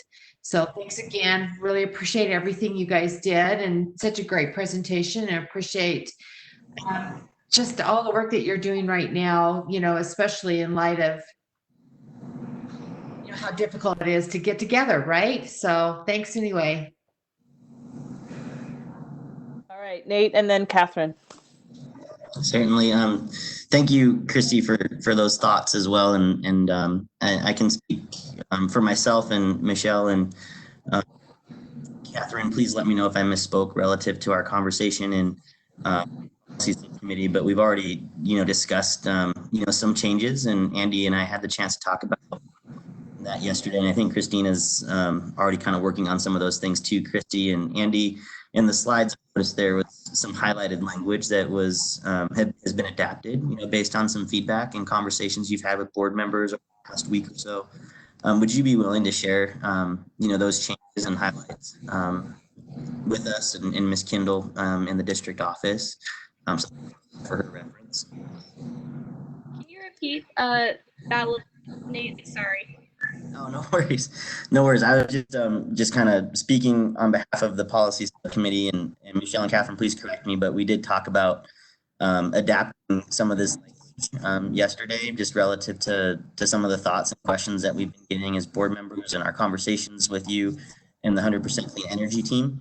And I noticed in the slides there was some highlights to the resolution, right? Some adapted language that I think covers some of those thoughts. Would you be willing to share that with the board and Ms. Kindle in the district office? Yeah, sure thing. So I think we touched on this a little bit, but I think a lot of the concern coming from the board is that a project like this in the resolution is asking for money to be diverted from the classroom from students. And so I think from our side and with the board, we are willing to add an addition to the resolution, specifically stating that the money, this shall not divest or take any funding from the student or the classroom. And I think that would probably give some of the conscious on the board to feel a little bit better and garner a little bit more support, as well as from the student perspective. Anything that we can do to make sure that we're not taking away what precious, like Catherine said, funding we do have for students is going to be the best possible way forward, I think. Yeah, that's kind of my 2 cents. I think on behalf of the team, we are kind of having some questions on what our next steps looking like. I think right now we know that as the resolution is passed, there's a whole year dedicated to planning for the implementation. And I truly think that the people in the facilities department, including Paul Schulte, are going to be included on that task force and included in that conversation discussion, because we've stressed this in the very beginning. We want to make sure that this initiative is including everyone's input, whether that be students, parents, and teachers, as well as everyone on the district side, including facilities, as well as our community supporters in the clean energy field. And so I think at this point, like I mentioned, I think we're curious as to how we want to move forward with the resolution. Where do we want to go over the next couple weeks?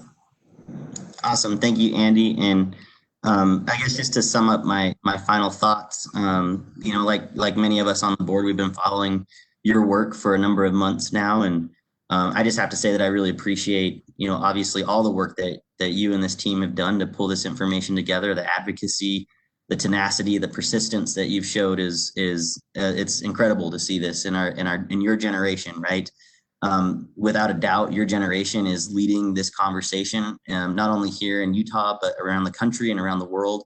And you are another shining example, right? All of you, to this work in creating a better tomorrow for my kids, right? And your kids, right? And the next generation. So I just, would echo Sam that I really hope that we can get this done, in a timely manner, right? And certainly for Michelle and Sam to participate as well, if that's the will of this board. But I will state it publicly that I don't just want to pass a fluffy resolution that doesn't have a strategic plan to make those things happen, right? So I look forward to engaging in this work with you moving forward. And just echo how impressed I am with your generation leading out on this conversation. It's just really beautiful to see. Thank you. Thank you, Nate. Yes, thanks, Nate. Mike, do you have anything you'd like to say to the students or ask them? I just have one question to them. How did you come up with the timeline? Why 10 years for the total and why? I just wondered how you come up with that. Do you want to go and go for it? So to answer your question, we from the beginning, this initiative has partnered with the nationwide organization known as Climate Parents. So they've been leading projects similar to this around the country in similar districts. Just last year, they had a major victory in Los Angeles. And so a lot of the, while there are some differences because of, like the topographical differences of Utah and Los Angeles, a lot of the timeline elements of our resolution are carried over from the Los Angeles resolution, which is kind of where we got the inspiration for the 2030 timeline for electrical energy, and then the 2040 timeline for geothermal for geothermal technology to be implemented. The 2040 timeline was impacted by the fact that we realize it's not cost effective for a school district to replace a boiler that's still functioning perfectly well, and so we kind of extended that deadline, that 20-year period, so that as those boilers begin to fail and age, instead of buying new a new fossil fuel boiler, that technology will be instead replaced with geothermal technology. So that's kind of where we got the foundation of the two deadline. And just to add to that statement, Andoni, we touched on this a little bit in our presentation, but the really cool thing is that actually Salt Lake City itself has passed a resolution similar to this, as well as other cities in Utah. And their timeline is very similar to our timeline. So merely the school district would be following suit with the precedents that Salt Lake City has outlined, 2030 for electricity and 2040 for other fossil fuel expenditures. And then in addition, the IPCC, I'm sure some of you are familiar with this, released a report in 2018 outlining some of the consequences of what may happen if we don't create action in 2030 and 2040. And so in reality, a lot of movements, including this one where the campaign is specifically focused at school districts, kind of sprang from that report. So I guess to answer your question, Mike, a lot of this has to do with how the campaign has been set up in other places, as well as how Salt Lake City is doing it, in addition to kind of the global attitude of what global leaders have decided what we need to do in order to make sure some of the changes that climate change poses aren't going to be permanent. Thanks for those responses. Did that answer your question, Mike? Yeah, all those third parties you contacted, will they loan us $100 million, no interest? Say that again, Mike. I said, would those third party people you talked to, would they loan the school district $100 million with no interest? Trick question. I see a lot of blank faces. So, ladies and gentlemen, we appreciate what you do. I appreciate your resolution, and I'm sure the district will look very deeply into it and give you feedback along with the facility people. Thanks, Mike. Catherine, did you have a comment? I think I saw your, and sorry, go ahead. I was going to, Nate actually said what I said, that we had already asked, the policy committee has already asked Ms. Kendall to take a look at this policy with the revised wording that the students have provided, and also in terms of how the language reverberates with the rest of our policies and our resolutions, and to get back to us with that. I would encourage us to do this sooner rather than later. I'd love to see it happen, before these kids disperse. If we're able to do that, I'd love to see that happen, and really commit to the fact that we're about students and their futures, and this is a crucial part of our students' futures. I think that we always need to remember that what we're about is the best things for our students, and really clean air, clean energy, and a healthy planet is what we have to have for them to have a secure future. And I think that some of the social emotional things that we're dealing with with this generation are precisely caused by the fact that they feel less secure about their future than maybe we did when we were students. So I really think this is a crucial thing, and to see them make this kind of effort, and for us to acknowledge this effort, and to encourage them to continue to do this is really important for us. Thanks for that feedback, Catherine. Go ahead, Adoni. Thank you. If I may, I'd just like to respond to Mr. Momoka and Dr. Hansen's comments. I know there's been a lot of concern primarily about the financing, because this, it is a very ambitious project, and, installing that kind of technology, it does require a lot of funds. But if I may be blunt, like, we've, worked very cohesively with our partners at, the Sierra Club chapter, and we've investigated the quotes and the costs of, various, clean energy rebuilds for, various school districts and schools, around the country. And, we've kind of brought into question some of the figures brought by, Mr. Schulte, the facilities director. So, if we look at, instances like the South Jordan Salt Lake City Community College campus, the entire quote for, I won't get into the details, but they were building entire, infrastructure for, multiple facilities, which was, if we look at, that was like a Schedule 8 school project versus, our school district, which is a Schedule 6. And, their project was, in the low millions. And if we look at projects such as like the Wasatch Charter School, which is, a project much more similar in size to those that would be conducted, within the Salt Lake City School District, those charges, those costs, and those quotes are, around between $250,000 and $350,000, for the cost of the installations, installation costs, and a lot of that was able to, be financed through, various financing projects. Like the Wasatch Charter School project, over 88% of their infrastructure upgrades, including the efficiency upgrades and the renewable technologies, was covered by was able to be covered. So we understand that obviously the financial burden is something we have to consider. Nate, looking at your comments, it's silly to pass a resolution that doesn't have a plan. And obviously, when you're talking about infrastructure, financing is a big part of that plan. But I think it's important that when we're scrutinizing this this resolution, to make sure that the numbers and the quotes that we're pulling out of our pocket are representative of the scale and the scale of these projects, and also take into consideration all these financing options. So just keeping in mind that that isn't necessarily something that's coming out of the district's pocket.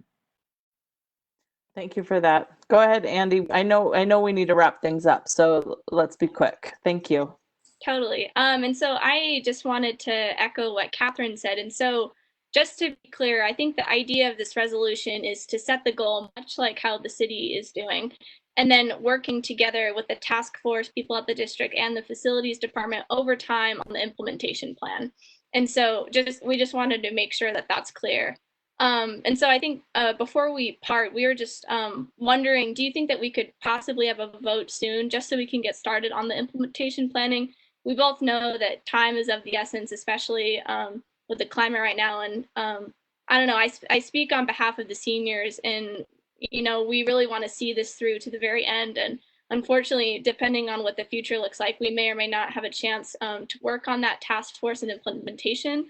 And so I think our question to you, from us to the students to the board, is just kind of, what do you see the future looking like, and is a vote possible to happen soon? I think that's a fair question, Andy. What I would say to you is it depends on what you mean by soon.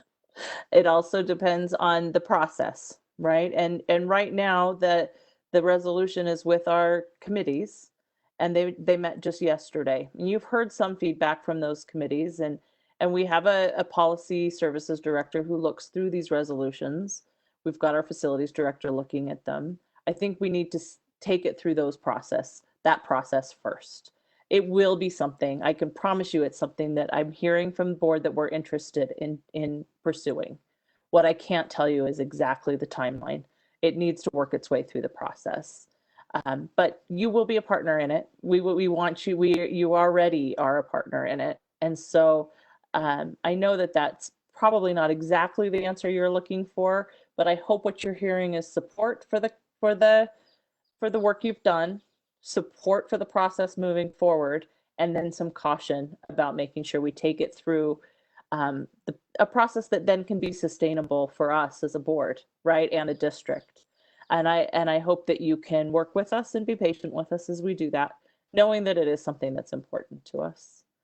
So I want to say thank you to you all for being here. Sam Longy, if you want to say something for a minute, I didn't turn the time to you, but if you want to just say something to close us out, and then we'll say goodbye to all of you students. Thanks for being with us. Yeah, I'd love to. I think it was a phenomenal presentation. I think it was very well prepared. And I love the fact that the students are the ones who prepared it. I think that makes it even more powerful. I thought it was really interesting about how you guys had gone really deep and dug deep here and supplied a lot of information for the board to think about and for other committees to think about as well. But yeah, I think it's wonderful that you guys are so passionate about something and that you've taken it to this far, and you've gone the distance, and I think it's great. And I think it is very important. And I think that this is something that goes beyond the classroom, and it talks about, the entire wellness of students and making sure that we're keeping a safe environment in the classroom and outside the classroom. But thank you for sharing, and thank you for dedicating the time to this project. I think it's wonderful that you guys would do that and go out of your way, but excellent job. Thanks so much to all of you. Thanks for being here, and we'll excuse you, but thank you.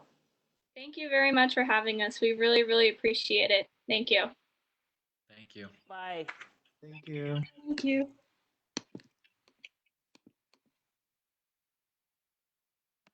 I can see that we've got Shelley Halverson joining us. We'll now go ahead and move to the next report on our agenda, which is the special education update. Superintendent Cunningham, I'll turn the time to you. Thank you. I appreciate that. We have both Shelley and Sandra Buendia with us tonight. They are going to give you a brief overview of what moving forward looks like for our special education department, talking about services that they are beginning to plan for this summer, and which students we feel we can bring in and which students we may have to wait. And I just, as I've told Sandra and Shelley, the information they give you tonight could change tomorrow if we get more guidance from the state. But this is the work that they've been working on, and I'm really excited that they're here to share it with you.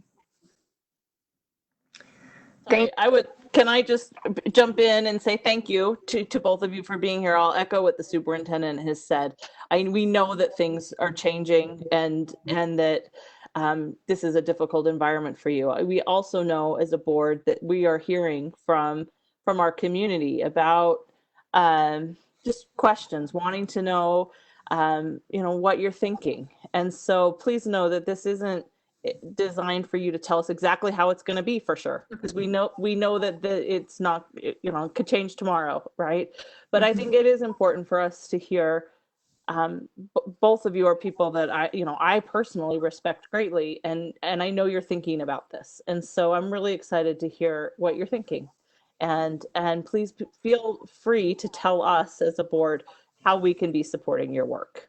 So thank you for being here, and I'll turn the time to you. All right. Thank you, Melissa, for that introduction. As Lexi said, I've been asked to come and share with you kind of moving forward what we're looking to put together for our students with disabilities coming up. This is something that I've been thinking about since March 13th, 13th, the day that school went into dismissal originally, just knowing that the difficulties that virtual and remote learning present for our students with disabilities and the access issues that some of them have because of their disabilities. I've been thinking about them and wanting to get them back in front of their teachers as soon as humanly possible, but also safely. And this is coming up more. I know several of you have been contacted directly by parents of students with disabilities, because as we're watching things unfold, we're starting to really understand and see the impact for our students of not being able to be in front of their teachers physically. Our students are having a range of access to the services that we're providing, just like our gen ed students, and we're seeing a range of success. Although our rates of progress and success are lower than what our gen ed students are experiencing. We do have some subsets of our population of students with disabilities that are having significant impact. And so that's kind of who I think about the most. Honestly, I think about them all, but I do worry about them. Our most impacted group by far is our students that we serve in our Essential Elements program that have more complicated disabilities and are more cognitively impacted.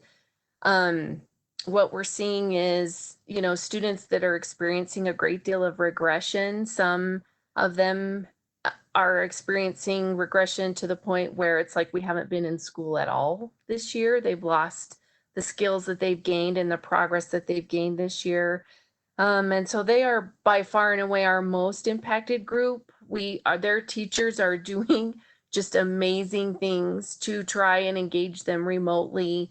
But for some of them, it's just difficult without the context of their classroom and the physical prompting and things that go on in class for them to grasp that that's their teacher on that iPad who's trying to do calendar or whatever routine it is with them. And so that is a high priority group for us. Our behavior support students have also struggled. It's difficult to provide behavioral services in a remote learning environment. I mean, we're doing a lot of social skills and a lot of one-on-one working with students, but that is still something that is complicated for sure. So we started we've been thinking about for a while, what can we do and when would it be possible for us to provide in-person services to our students? We have to go by whatever guidelines we're given, depending on what phase we're in. So currently, we are in an orange phase at the moment, and the USB has given us some guidelines regarding sizes of groups, 2 to 3 students per adult that we can have together. And so we're using some of those guidelines to create this plan. And then our plan is flexible enough that as we move between the different phases, so orange and yellow, and maybe someday to green, which is my favorite color, more so now than ever. But we will have to adjust the plan, and it will allow us, we're trying to create a plan that will just allow us kind of for scaling up and scaling back based on the parameters that we have for serving students. Unfortunately, the difficulty comes in providing services to our most impacted group because they're also some of our more medically fragile students are in that group. And so and they have needs such as a variety of needs, such as toileting, feeding, hand over hand prompting, behavioral needs that create a situation with someone alongside them at all times, or different things like that that make it hard under the current parameters to bring them to an in-person situation, though that is what we are looking for and prepared for as soon as that is possible. So some of the parameters that we are under right now, USB's current guidelines require social distancing of 6 feet in between students and the teacher, adults wearing masks, sanitizing services, one entry and exit point for students, and different things like that. And our biggest complication for our essential element students and our behavior students is the 6 feet of social distancing, because the needs are such that we would not be able to maintain that 6 feet and have them in in-person services. So that is something that we are looking forward to when we are able to do that safely. But that is kind of where we're at right now. So that gets complicated. So we've created this plan. Let's see, I've lost my place. We've created this plan to roll out in-person services to students. Our target start date is June 9th, which is the Tuesday after school gets out. We have articulated week by week what we need to do to get ready to do that. There's lots to think about, things like some students need transportation. We need to look at where child nutrition would come into play, especially with the summer lunch program, and how would that work. We need to look at rearranging classrooms and making sure that desks are 6 feet apart and that we've minimized surfaces for students to touch, and that we have supplies organized in such a way that each student has their own that are not shared between students, and a plan with Paul as far as sanitizing and making sure that the rooms are clean between sessions. So those are all things that are in the works. The number one thing we will have to do is survey teachers to find out who is willing to come in and be able to provide services in the summer, because of course we can only provide services for the things that we can staff. So that's kind of one thing, step number one, which is actually happening today, is we're surveying teachers today to find out kind of what their interest level is. We did talk with Dr. Cunningham and amongst ourselves about services sooner than the 9th, perhaps even before school was out. That gets fairly complicated very quickly. We could still abide all of the guidelines of the health department for our more mild moderate population of students, like students and some of our more mild moderate self-contained students. However, their teachers have spent a lot of time creating routines, and our special education teachers are doing a lot of virtual in-person live services, through WebEx or the different platforms, and they have routines developed with their kids. And because of the limitation of only 2 to 3 students per teacher and we would be able to have 3 classrooms in a building doing that, it is a low number of students, which leaves the rest of that teacher's caseload sitting at home while the teacher's teaching a few kids in person, which is complicated. And then it would also put on teachers the need to do something that is dual. They would have to be providing the virtual services to those that aren't coming in, and in-person services kind of at the same time, which could be difficult. Well, it would be difficult. And so for us, it would also require some IEP meetings to happen first. So we are looking at June 9th as our target start date. It's a little cleaner that way. We finish our services out the way we've got them set up, and then we're able to provide some summer bridge services to families and students based on our capacity as far as staffing goes. So like I said, we're looking at groups of two or three. We are looking at grouping students possibly by need in order to be super efficient. at getting them those services. This also gives us 3 weeks to make sure we have a really good solid plan with solid protocols in place before we actually have students coming in. As we survey teachers, we're asking them multiple questions, like who's willing to provide things virtually, who's willing to come in person, when would they be willing to do that? June, July, August, for how long? 2 weeks, 3 weeks, the whole summer. And then we will use that data to create some creative groupings and plans for kids that are flexible. So we may have some students coming in over time for more weeks, like 3 days a week. That's kind of what we're looking at right now. And then it would also allow us to provide some maybe shorter stints of service with longer sessions for a couple of weeks at different points in the summer based on the staffing that we have. So let's see. So once we have that data of who is willing to do what when, we can kind of put together a calendar of events and a schedule and start looking at grouping students. We would also want to start by having some sort of assessment times for students so that we can find out where kids are at and then tailor services to the gaps that they've experienced on their IEP goals, which will help kind of bridge between what we've missed while we were out in dismissal, and it will also hopefully help be a stopgap on that lack of progress. For when we get back together in the fall, they'll be in a much better position to access their gen ed situations because we've had this opportunity. And I also, for those of you that didn't know, wanted to point out that many of our students with disabilities do qualify for a thing called ESY, Extended School Year, which we are required to provide them in the summer every year. We do have a plan for that in person. However, that is largely our essential elements group, which we may or may not be able to bring in person based on what phase we're in and what the guidelines are. So we will have remote and virtual options for that as well, because we will provide that to them outside of anything else that we plan to provide this summer in response to school dismissal.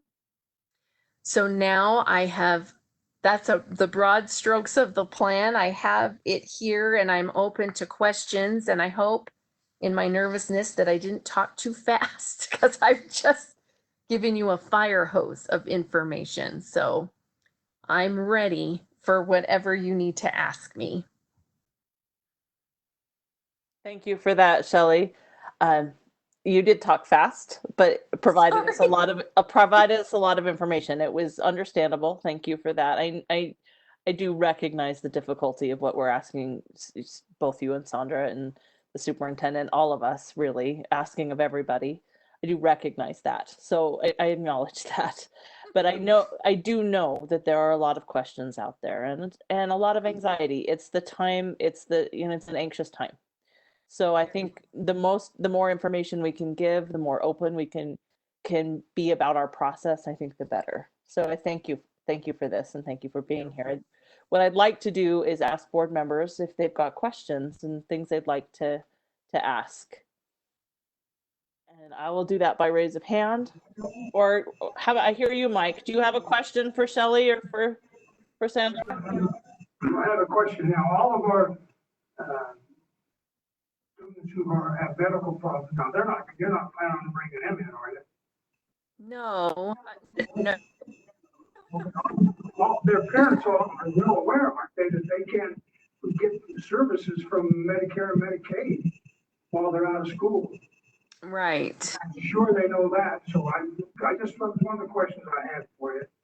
And right now, let me just leave that right there. Let somebody else get a shot at it. Right. Well, we would not bring them in unless we were green lighted by the health department to do so. But I also recognize that there will be multiple parents, regardless of what the health department says, are going to be nervous about sending their students into an in-person service sort of scenario. And so we will have online options for them regardless of phase we are in order to support those families. Okay, he's good for now. Thank you. Thanks, Mike. Any other questions? Sam? Thank you so much, Shelley, and thank you, Sandra, for being here as well. I just really appreciate you, and hearing you think out loud is comforting to me because it's clear that you do have a plan and that you are thinking on your feet. And it was great to see you at that Zoom that Michelle and I attended the other day, where you were able to answer a lot of parent questions. So thanks for making all the extra time to do that. I would just say, you know, if there's stuff we need to know about money, you know, it's because we're facing so much uncertainty. I think we're all kind of trying to plan in the back of our heads, and maybe we should be communicating better about that. But given that a lot of the decisions will have to be made at the last possible moment, as you're brainstorming and as the terrain shifts, just make sure that you keep us on that page with you in terms of money. And if there are, you know, ways that we can help you solve a problem creatively with a tiny bit of money, let us know, because we're all willing to try to work that out as best we can in the next few weeks. Thank you. Thanks, Sam. Thanks, Sam. I saw Christy's hand. Christy, you go ahead. Hi, Shelley. It's nice to see you. Hey, thanks so much for your report tonight. I'm going to kind of go off of what Sam just said. That's kind of what's been rolling in my head. And I appreciated you talking a little bit about the extended school year, the ESY. So under that, obviously you have that services, but if you're talking about looking at the small group, you said some of the challenges is going to be transportation, food, rearranging, sanitizing. That's going to be out of the scope, right, of what you would normally have the funding for under ESY. Is that correct? Well, we normally provide transportation to ESY, but providing it to these other services would be out of the scope of ESY, because ESY is separate from what I'm talking about. Okay. So you are correct. However, I do know I've had conversations with Lexi and Janet about being able to access some CARES money in order to do a lot of this. And so I am confident that we would be able to do it, because that's kind of what some of that's designed for. So that's kind of right, because the CARES money is specifically designed for, you know, for those fallout, for the lack of a better word, you know, from COVID. And obviously, you know, we've got where our students, these are our most at-risk students, right. You know, especially, you know, when you talk about our essential element kids and the behavior support services. Those are the parents that I've been hearing from the most, you know, that you and Yes. I talked about. And I think that, you know, listening to those stories, as you well articulated about the regressions and the evaluations that need to be done, and then maybe updating IEPs.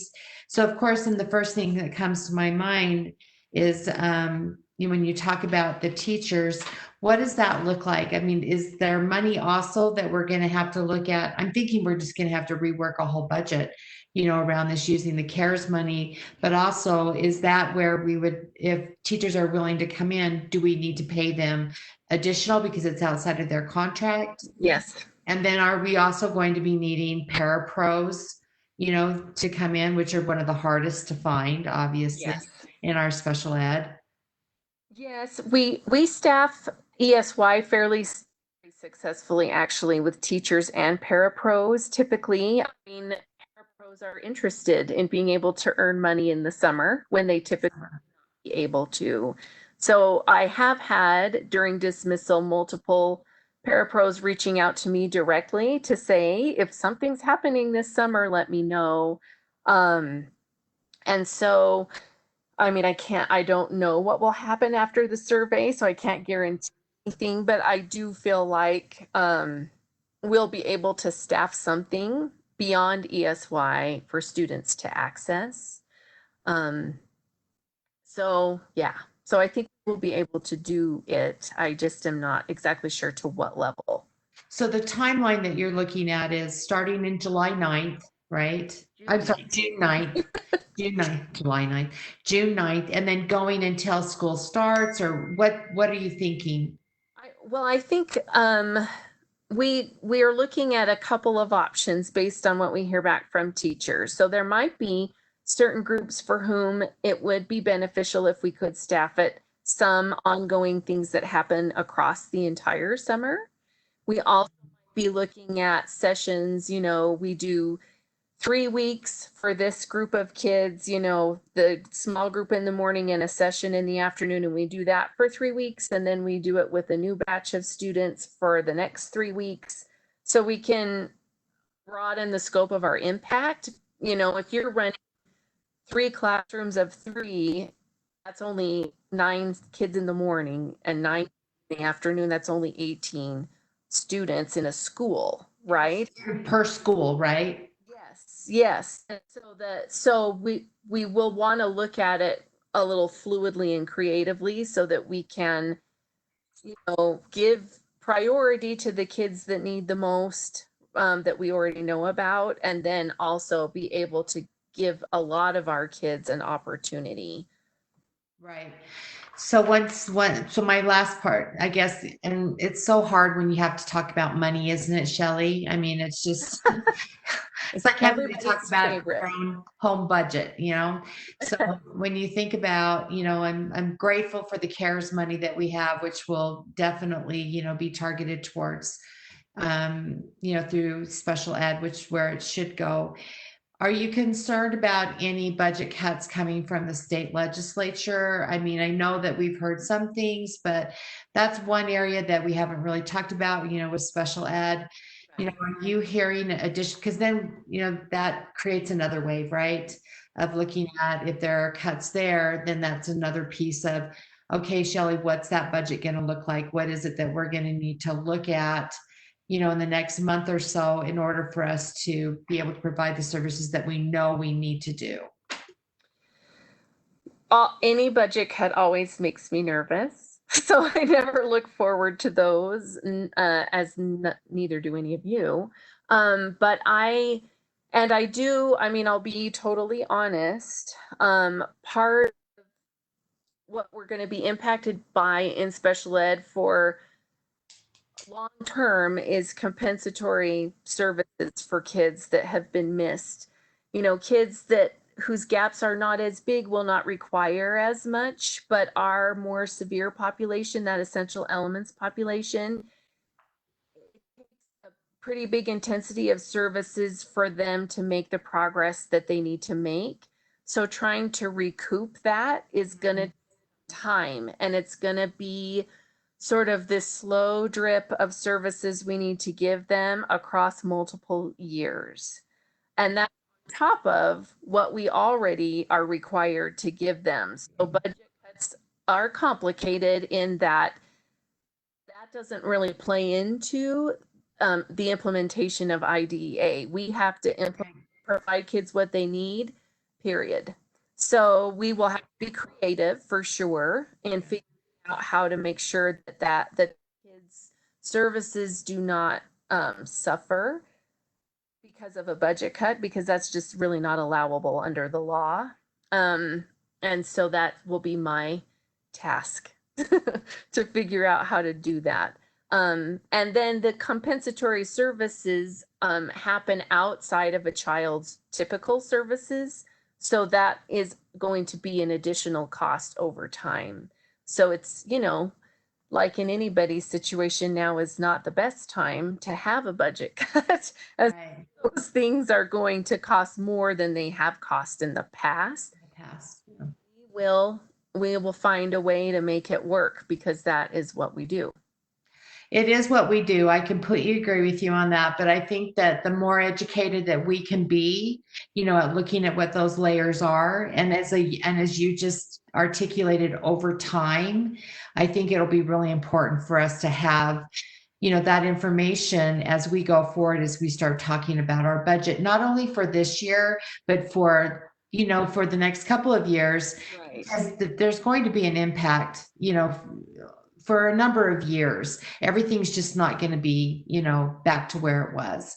Right. So I think that whatever you can provide to us, through those layerings of budget would be helpful, so that we'll have an idea of what that looks like down the road. So, Right. all right. Right. And we also we don't know what will happen this coming year either. We really don't. Could roll on. Right. Well, I just want to say, thank you. I'm sure the other board members will echo that, this has been on all of our minds, as Melissa started out from the very beginning saying, we've had a lot of conversations with parents, about this, and appreciate the work that you and Lexi and Sandra have been doing, trying to put a plan together, for us to at least be able to get out to our parents. I know there's a lot of parents that were going to log on tonight in our special ed community, to hear this report. So thank you so much. Yes, thank you. I want to give other board members, we haven't heard from everybody. If you've got something to add, please do. But we've got plenty to talk about. So I'm happy to let Shelley and Sandra go home. But thank you. Go ahead, Catherine.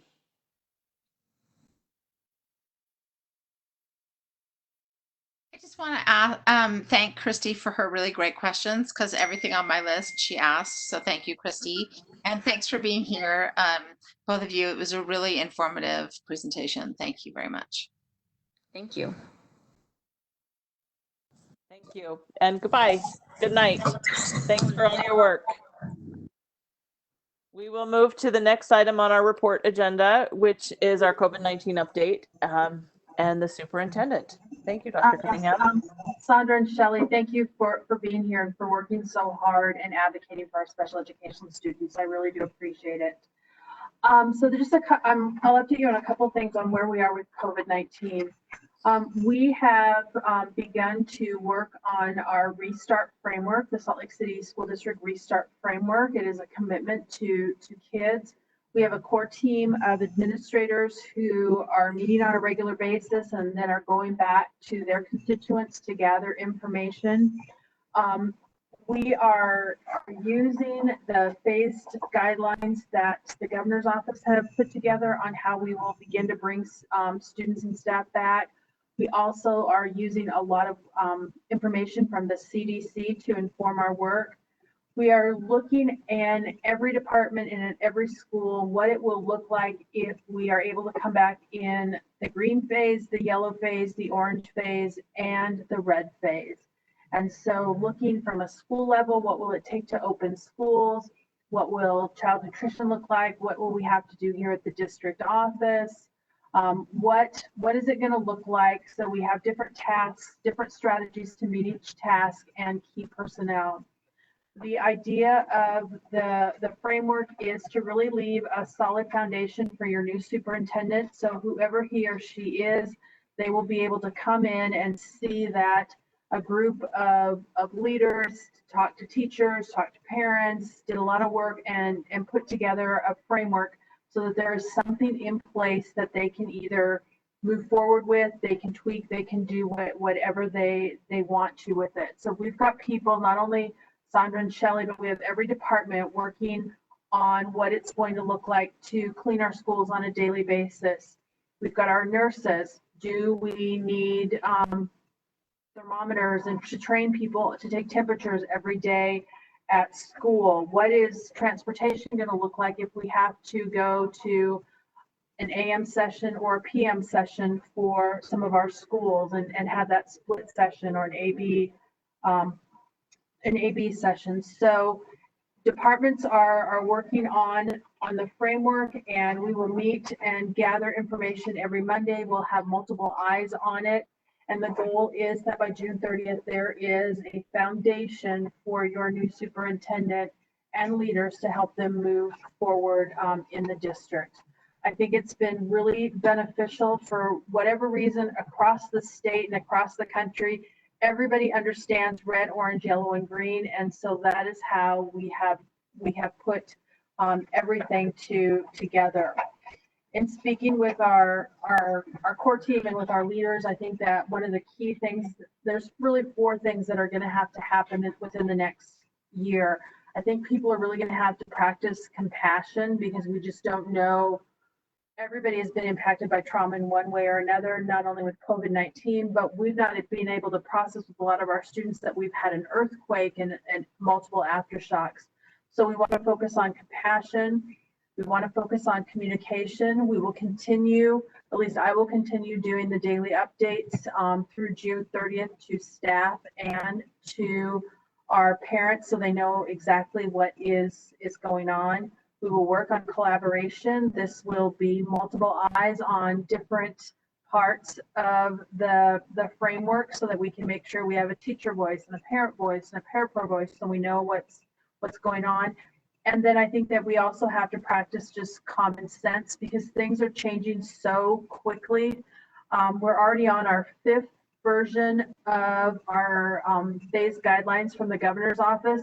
And so it's just everybody's having to use sometimes their best common sense as we're making decisions. So I'm excited that we are able to work at that.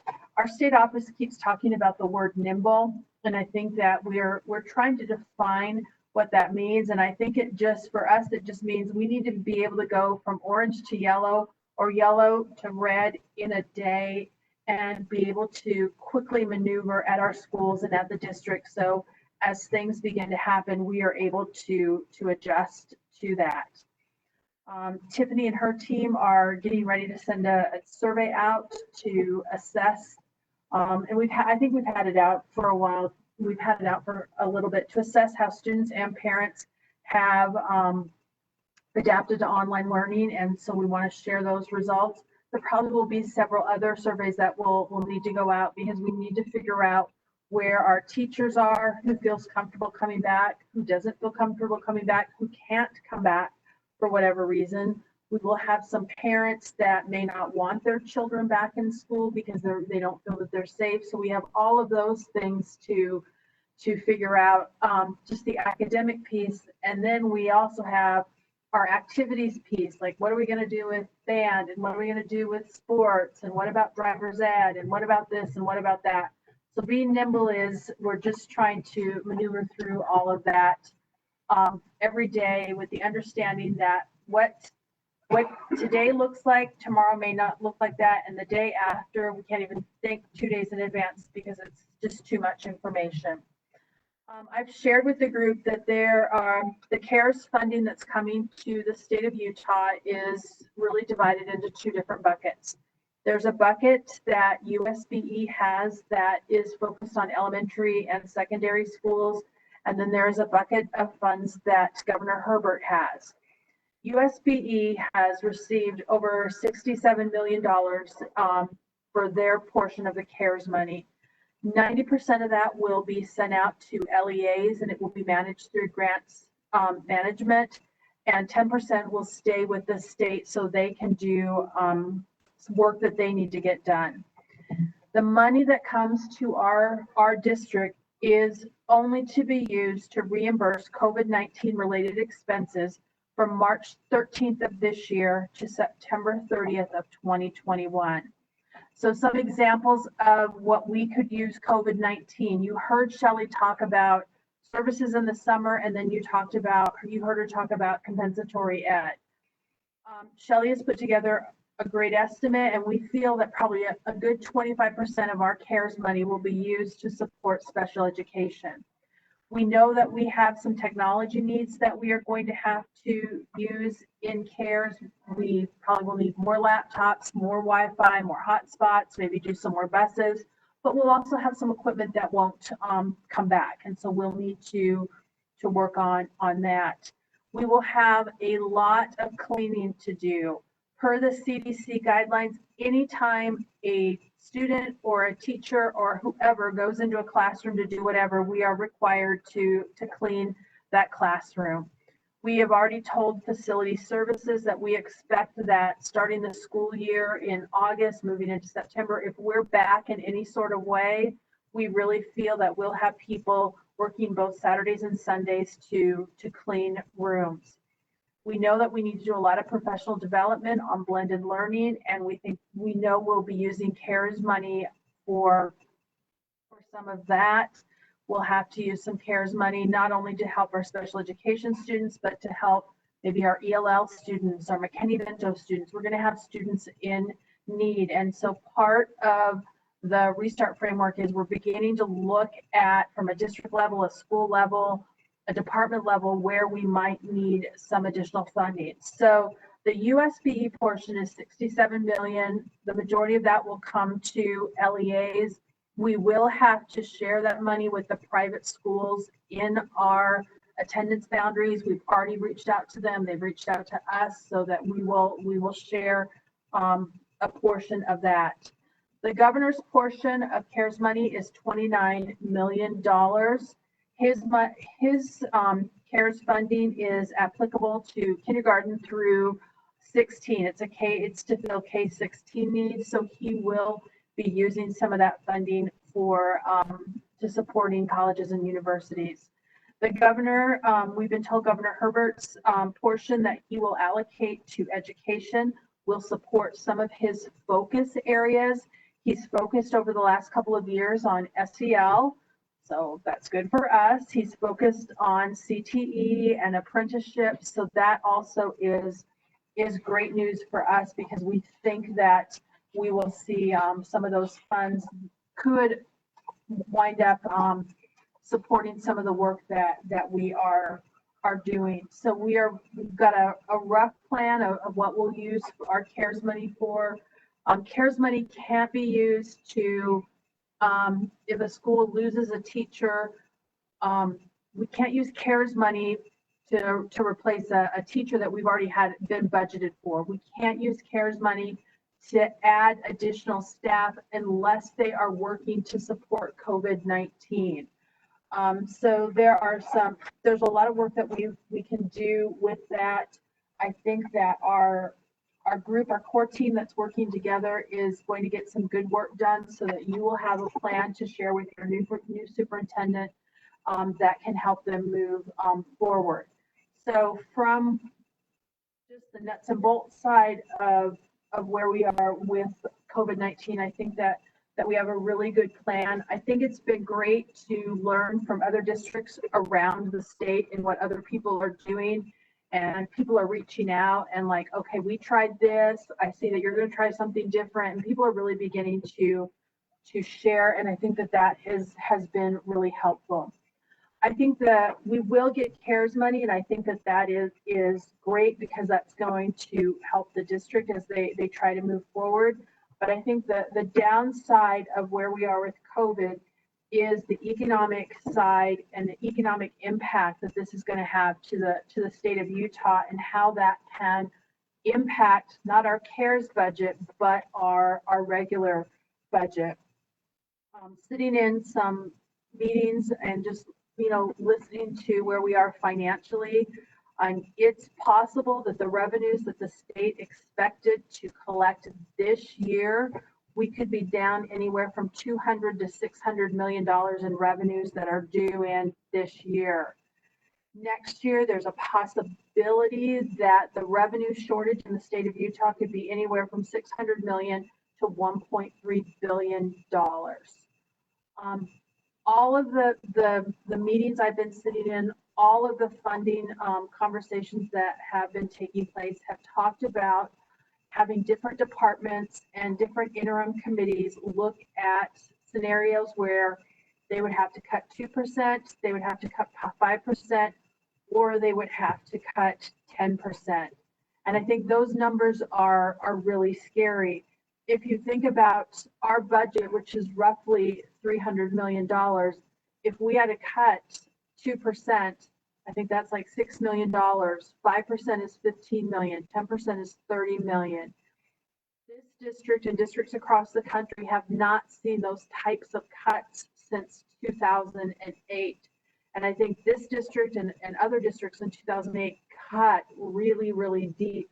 And I think that those are some of those numbers, 2, 5, and 10%, are similar to what it looked like in the recession of 2008.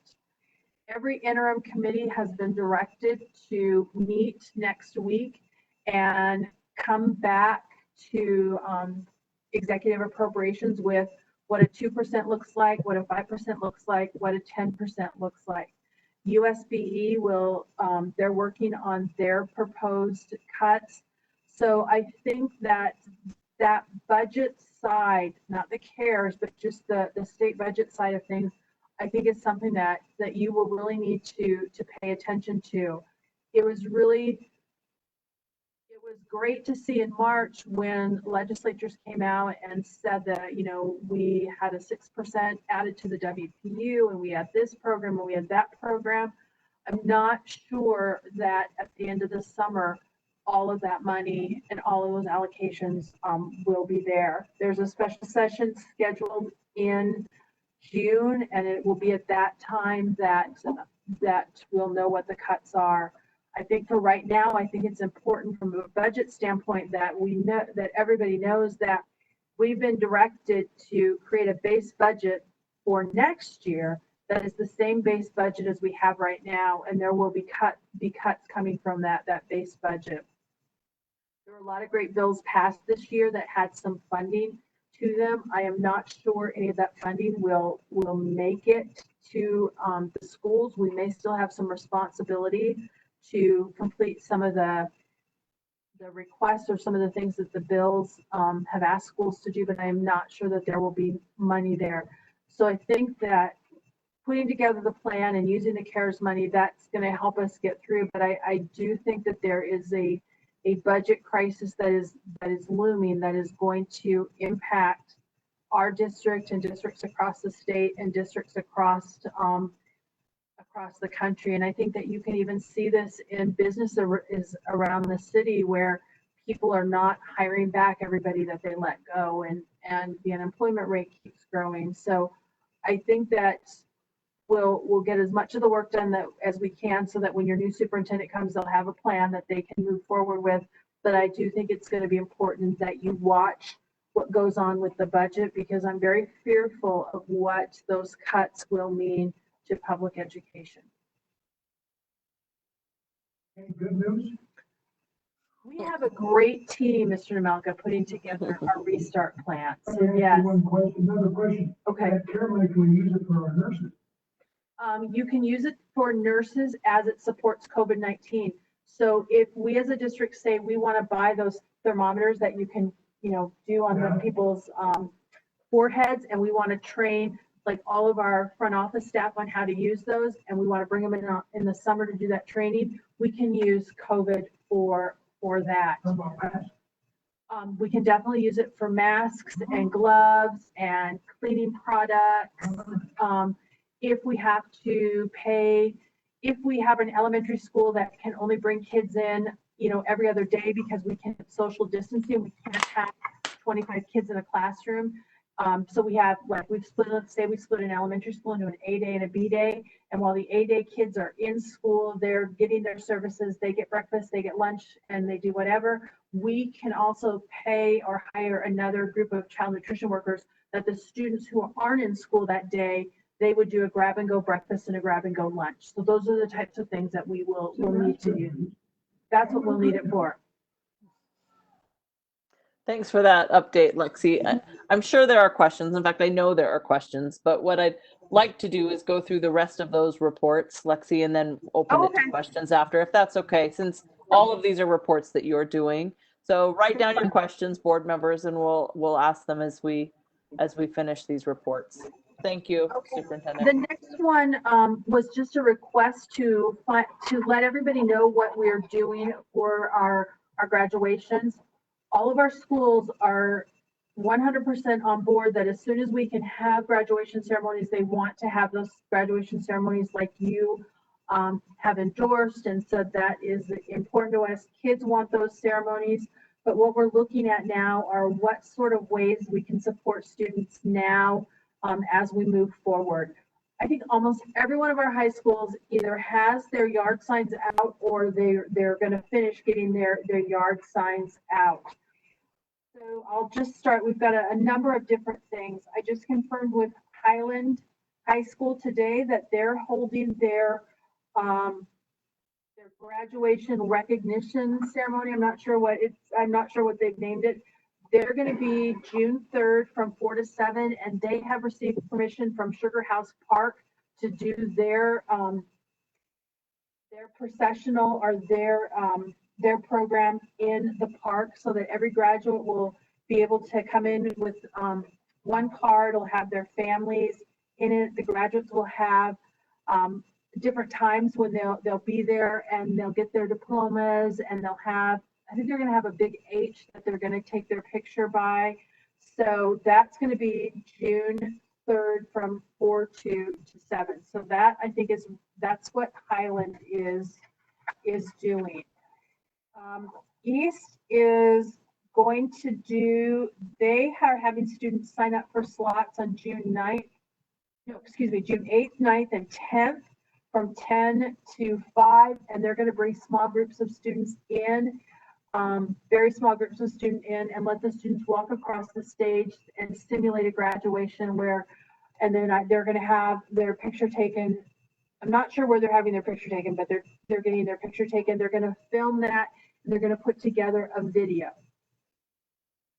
Innovations did a honk and wave on Friday where students, they got their caps and gowns and they drove through the parking lot, and they are really looking forward to having their ceremony sometime in the summer, and they want to do something at that time and let kids, they do something really nice where kids take pictures with their mentors, and it's a really nice thing before graduation. So their honk and wave was just their short celebration. So they're going to do something later if they can get into to do that. Slicksy is planning a celebration on June 3rd at 5 p.m. and it will involve a string of cars and a parade. And they're having each student come to the front of the school, and they'll have a little stage there, and they'll announce each student's name. Their family will be in their car, and they can watch their student walk across the stage. And so they're doing that one at a time to do that. So I think that's a great idea. West is scheduled. They're going to do theirs on a Saturday, and Saturday, June 6th. And they have the graduates that they're signing up in blocks of graduates. And they're going to do a car where they'll pull into the parking lot. They'll receive their graduation covers. They'll be celebrated. They'll get an opportunity to get out of their car, each graduate will, and to go and have their photo taken in the building with the building as a background, either the W or the Panther. I haven't heard that they've decided yet. And they've just got kind of not just a course that students will follow to do that. So every school has done something a little different. I have not heard from SPA, so I'm not sure what they're going to do. And then Horizonte did a graduation pickup. Oh gosh, it was 2 Saturdays ago where kids picked up their caps and gowns, and they had teachers, and they went and drove through this course, and teachers waved and honked. They got their caps and gowns, and that's what they're doing now. And then they'll have a celebration when they can. So Horizonte will, if they can go in June, they'll be ready. July, August, they'll have a graduation ceremony whenever they can. So that every school has something a little different planned. We have a graduation link on our website so that parents, and we've sent this to parents so they can go and check and see where we are with the different activities that are going on. And each of the schools has been in communication with their families, so families should know what's going on. So that, and then I think that the discussion on I-2 or the report on I-2 is the policy subcommittee met yesterday, and this was something that's a follow-up from something that the board was talking about back in the fall about Horizonte students being able to walk in the graduation ceremony of their home school. I think the policy subcommittee supports that decision, understanding that if someone were placed at Horizonte on a safe school violation, that may preclude them from going back from their home school, but they support the idea of Horizonte students walking in their home school. Staffing, we are in the process of hiring staff for next year. We have 6.5. Right now we have 6.5 school administrator openings done. I have final interviews for 3.5 of those, so we should have 3.5 of those down. So we'll have staff. We'll be in a really good place by June for our administrative staff. Our certified staff, we have 46 openings right now. Our schools have filled 136 positions already, and they continue to work on those. With our classified staff, we've had 21 resignations and 3 retirements. We have had some people classified file for or going through the unemployment or the FCRA application. So we do have 25 employees that are somewhere in that process. We have 45 open classified positions, and that's child nutrition, community ed, district office, school support, custodial, just across the district. There are 45 open right now. We have been able to fill 16 positions since March 13th. Nobody is fingerprinting right now, so we haven't been able to fingerprint people, but we've got everybody up through that point. And as long as they don't have contact with students, we do have folks working at our school sites. There was a question about contract employees choosing not to work while we've been on dismissal. We've only had three contract employees that have communicated their reason for not working with HR. Everybody else that wants to work, we've been able to work. So that's where we are with staffing. I think that's everything.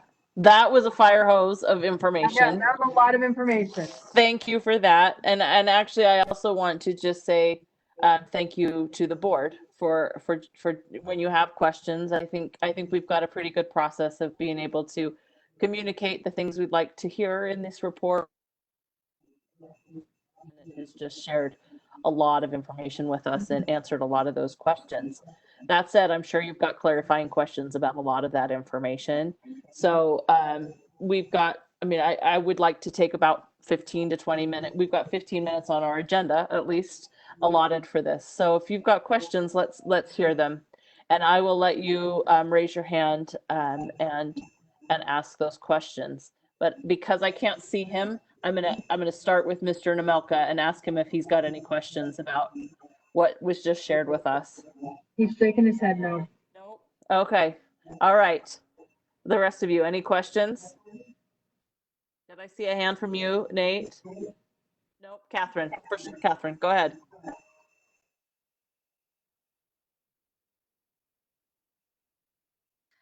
Thank you for that comprehensive report, Superintendent Cunningham. I have a couple questions from some inquiries I've had from teachers and from parents.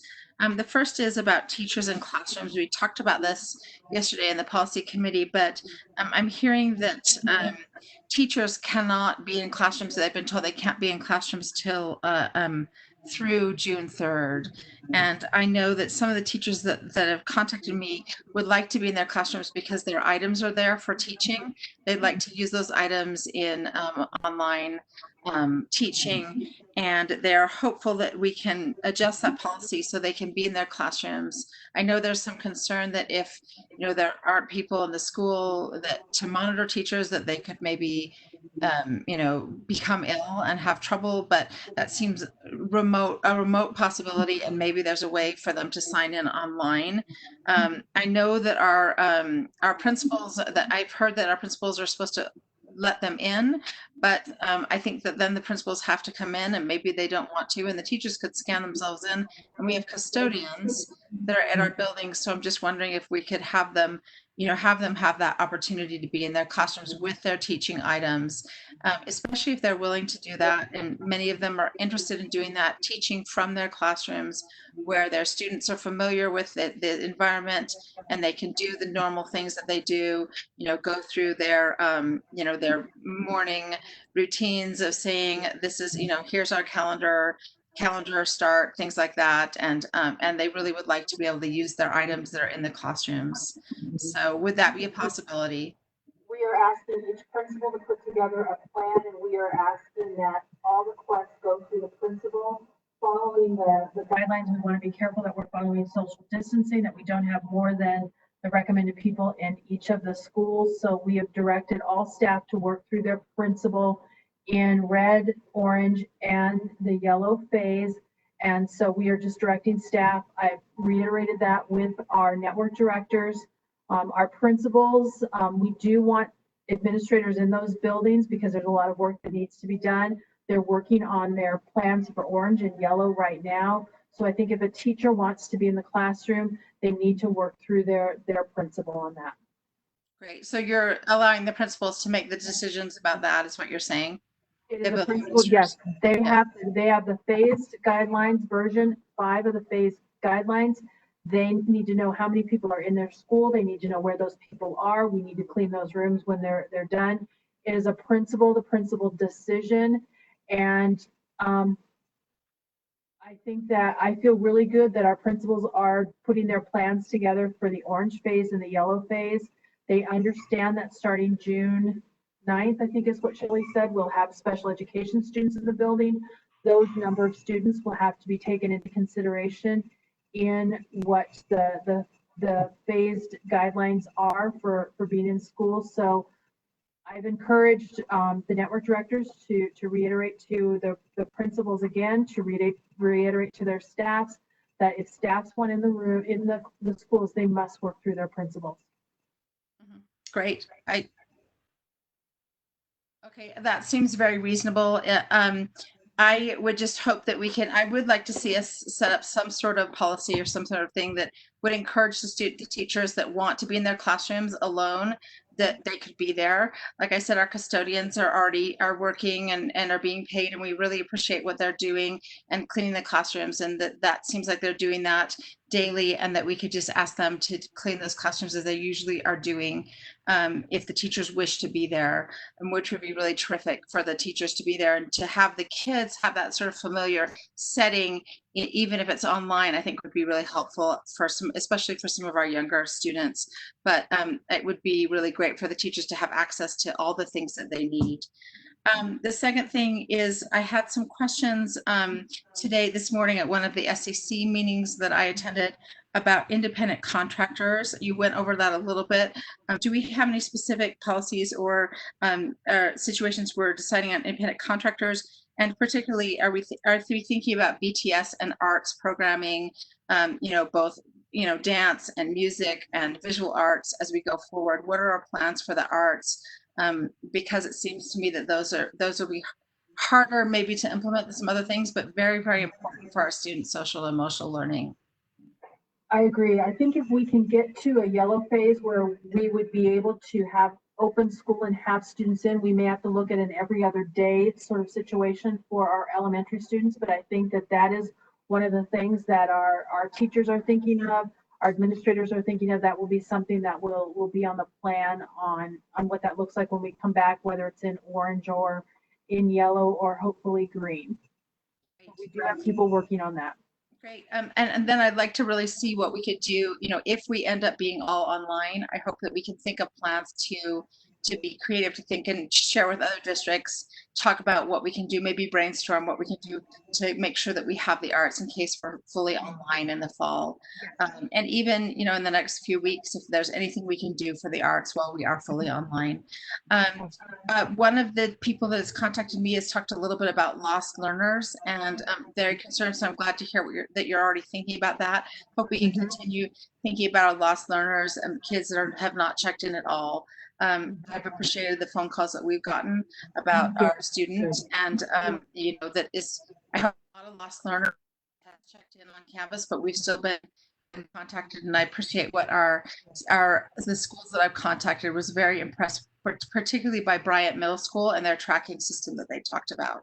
So that was great when I've gone to Zoom SEC meetings this month. The other thing is that I was really pleased to hear about the plans you're setting up. It's wonderful to have you thinking ahead like that.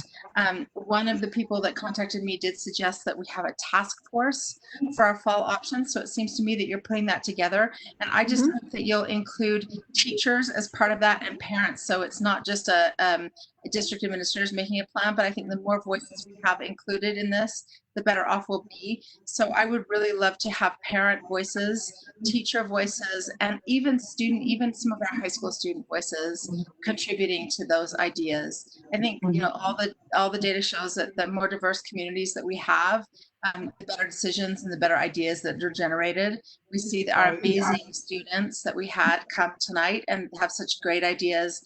And I really would like to include those voices of all those people on this task force as you set up those plans. And I really appreciate your forward thinking about that. But I'd love to include those voices really clearly. So it is not only the great ideas we have of our administrators, but also the ideas that we have from our teachers and our parents and our students. Yeah, and I think that I like that you're saying that. What we are going to do is, I'm going to use child nutrition as an example. The director of child nutrition will kind of put together what the plan could be if we're in A, B, and C.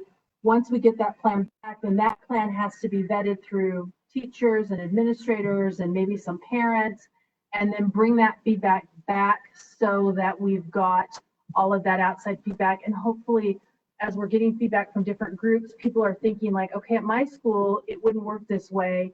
What about this? And so we can be really diverse that way. So we've already thought about what that will look like and how we can involve different groups. So that is our goal. And I think that each school is probably in the process, like many of your SCCs, they're already thinking about what does it look like if we do this, and how's this going to look, and how do we do registration, and what is the first day of school going to be like? Are we going to have 3 first days of school? Are we just going to have an online? I mean, they're thinking about those things right now. Well, great. And I know that there's a ton of anxiety. Parents keep on asking me what we're going to do. So, you know, I think if they know that we're thinking through several options, that's great. I think that this will be really reassuring what you're saying to people. And I guess what I'd like us to think about is that those aren't the outside opinions, that those are really our inside. That the opinions from the parents and the teachers and the students are not just the outside vetting, but really the inside vetting and the important contributors to the process and to thinking about the process as a whole. So I really appreciate you doing that and thinking outside the box on that. And I guess right now that's all I have, but I really appreciate that, being able to follow up on all those SCC questions that we have. And I really appreciate your comprehensive report. Thank you. No, happy to follow up. Just send them to me at any time. Thank you, Catherine. Really good questions. You know, all things I think we've all been thinking about. So thank you, and thank you, Lexi, for your responsiveness there. I'm sure there are other questions out there. Did I see a hand from you, Sam?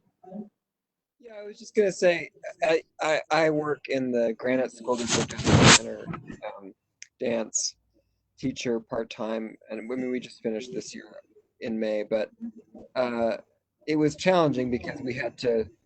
We weren't able to do any synchronous instruction, and so we were sending these videos out, and I would see how many views they had. But just to encourage us to plan for, you know, if we have to do video instruction for things like that, to plan for some kind of synchronous option.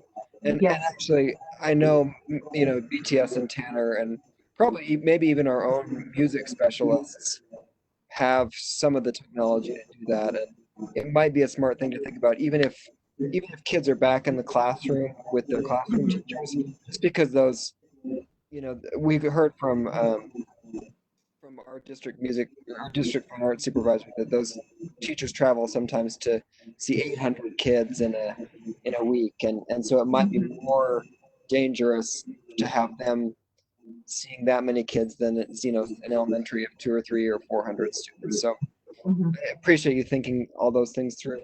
It's a lot of people thinking them all through. It's not just me.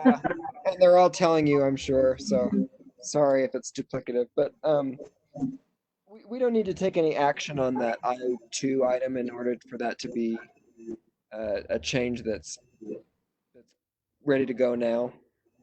I just need direction if you're thinking like this year or if you're thinking next year. I just don't know what people are thinking. So I'll just need you to tell me what you're thinking and we can get moving on that as best we can. I would just love for us to be responsive. I mean, it's very late in the game, but I've just heard from the community at Horizonte that there are kids who might get over the hump based on that motivation of walking with their original school cohort. And so I would just hope that anything like that we could do this year, we would do. And unless there's some huge logistical reason not to that I don't know about. Go ahead, Catherine. Sorry. I just wanted to say the policy committee discussed that yesterday, and we felt as though with Christina and Superintendent Cunningham, we really appreciated their support and felt as though that we could go ahead with having them walk with their schools this year. That was what was the general consensus. So I would, if it's all right for me to make a motion, I would move that we move the board policy I2, specifically discussion about whether Horizonte students can walk with their schools, their original schools, if they choose to the action agenda. We have it on our report. I think if the board is generally supportive and the policy subcommittee is generally supportive, we could give that direction to the superintendent, but I'd suggest not moving it from reports to action because we don't typically do that. So maybe I could just take a temperature of the board, maybe with a thumbs up, how you feel about that. We've talked about it as a board already, and we have the policy subcommittee recommendation. So. And with graduations being later, we have time. Great. Thank you so much. I think that really makes a difference. And you know, Representative Board Member Hanson is not on the policy committee, but he's been very influential about this particular issue and is brought to the policy committee. And I just want to thank him for making us aware of that. Horizonte, I think, is within his boundary area, and I really appreciate his advocacy for these students as a member of the policy committee. Well, I would take that, Lexi, then as general support and direction for that. Thank you. Already written the note down. Thank you so much. And thank you. I'll echo that. Thank you for that. I think anything we do that's student focused, which we try and make it everything. I appreciate the work of this board. Thank you.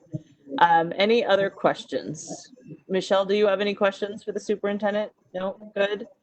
Christy, do you have any questions? Longy? You want to weigh in on this? You're living it as a senior. I'm sure you've been through all the emotions.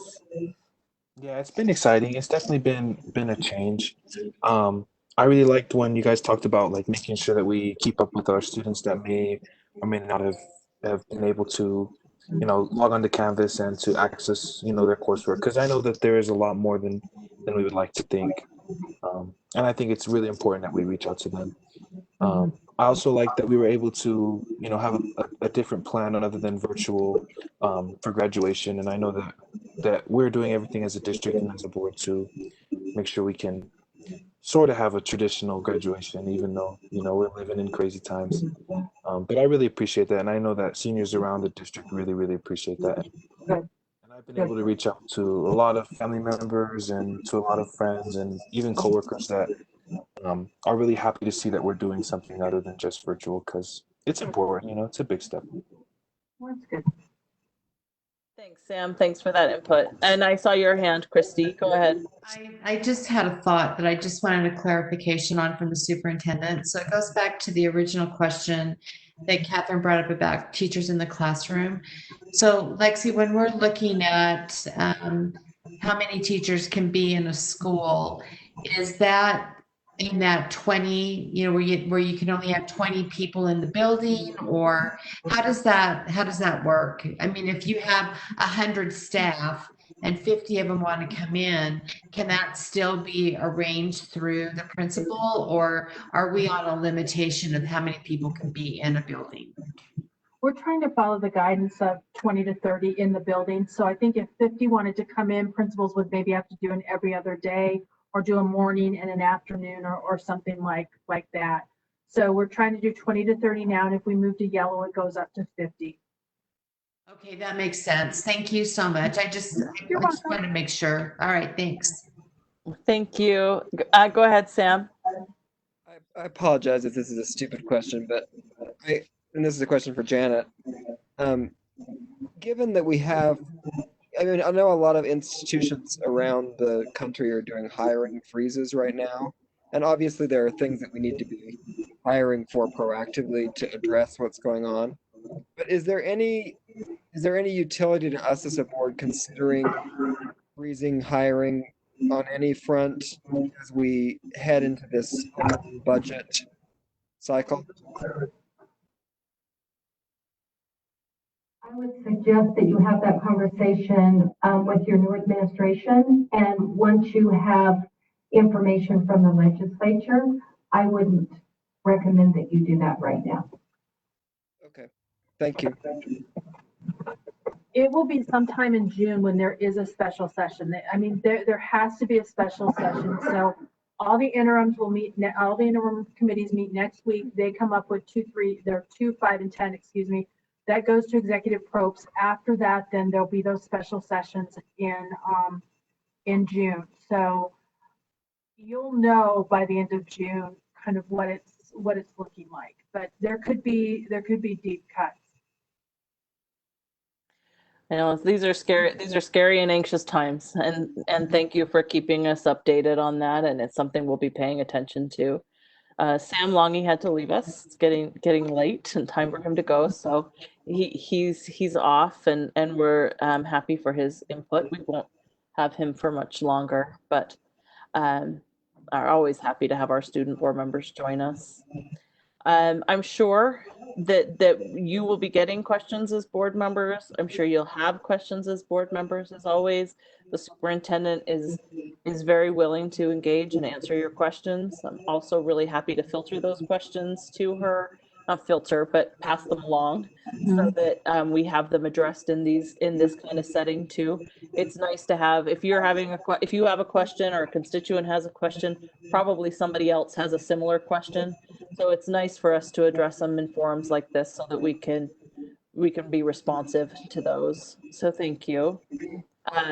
It was a lot of information, and as we've already discussed, there will probably be more and changes, and as we're moving forward.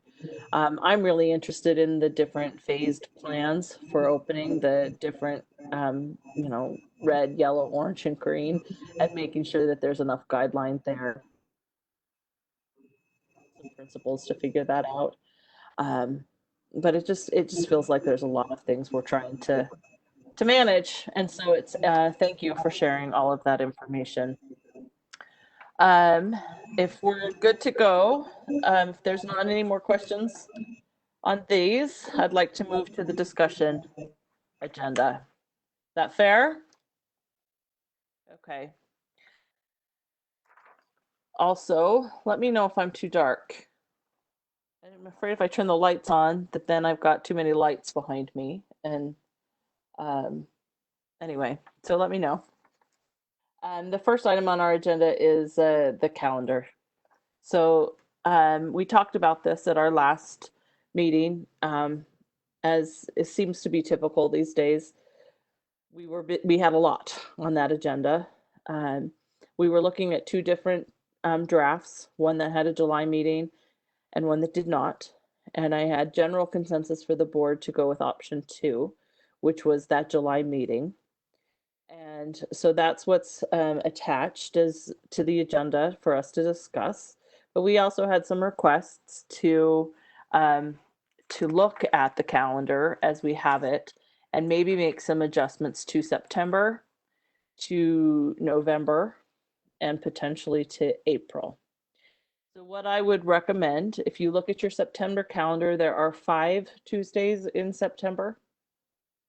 So if we move from, instead of the 1st and the 15th, we move to the 8th and the 22nd.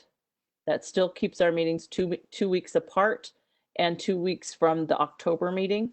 So we don't have any, meetings back to back then, but it does move us away from Labor Day. Then the other thing I would recommend is that we move our first November meeting from a Tuesday to a Thursday, and perhaps in an ongoing way.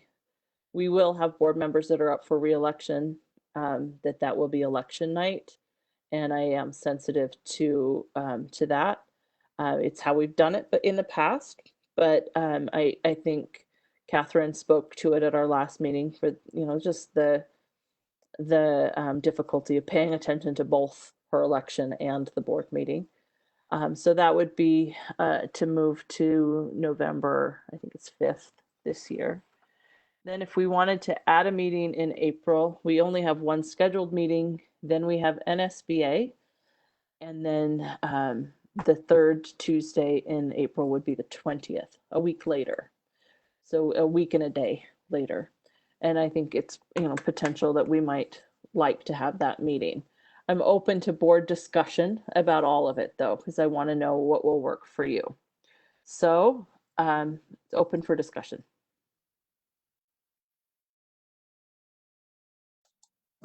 President Ford, I would support the September and November suggestions. And I would even support the additional meeting in April. Just thinking ahead, and we've touched base on it a lot in these last few meetings, but we'll also be in the middle of hiring a 2-year contracted superintendent at this time next year. So I just want us to be mindful of, some potential scheduling and extra additional meetings that we might need during that time. That's something to think about. It's hard to schedule that out at this point, and maybe additional meetings, but perhaps adding that meeting in April will provide a buffer just to our published schedule. Any other feedback? Sam and then Christy. I'm also supportive of your 3 addendums to what's on the agenda, and I'm happy to move that tonight if people are amenable. Thanks, Sam. Go ahead, Christy. So I guess that September 1st is a Tuesday. I'm not understanding why we're moving off of that first Tuesday when Labor Day weekend is the following weekend. Is that right? Am I reading that wrong? It's possible that I was. Well, no, I'm just looking at my calendar, and I think that the Labor Day weekend is the 5th, 6th, and 7th. Is that right? Yeah. Labor Day is the 7th. That's right. Labor Day is the 7th. So why would we move our meeting off of? I would just say let's leave it on the 1st, because the Labor Day weekend isn't until the following. It's the 5th, 6th, and 7th. Right. Go ahead, Catherine. So it is I who has asked for that, who've asked for that that change, and I don't know my schedule yet, and my guess is that this year it may be moved anyway because of social distancing, but I would just appreciate the flexibility that we had last February when other board members had conflicts. So let's set it up for the 1st, and if I will know as soon as I can. I usually have a conflict with that first Tuesday in September. And I just would appreciate the board's flexibility with that. And if we need to adjust it to the 8th and the 15th, that'd be great. And if we keep it on the 1st and the 1st and the 15th, that'd be great, versus the 8th and the 22nd. So like I said, it may not be an issue this year at all, but I really would appreciate the board's flexibility, because that's a really important meeting is what I found. And last year I had to fly back to Salt Lake in 24 hours and then back to my meetings that were out of state on the East Coast. So I'd really appreciate it if the board could be flexible, because that's a meeting that I don't want to miss. Well, and I understand it was my problem with not recognizing when Labor Day was. So I'm sorry. I was trying to avoid Labor Day. That's not a problem. I mean, I can understand what Catherine's saying, my concern is that the 8th is the day after a holiday, and we know how hard that is anyway to put an agenda together, get that the board in there, have a board meeting.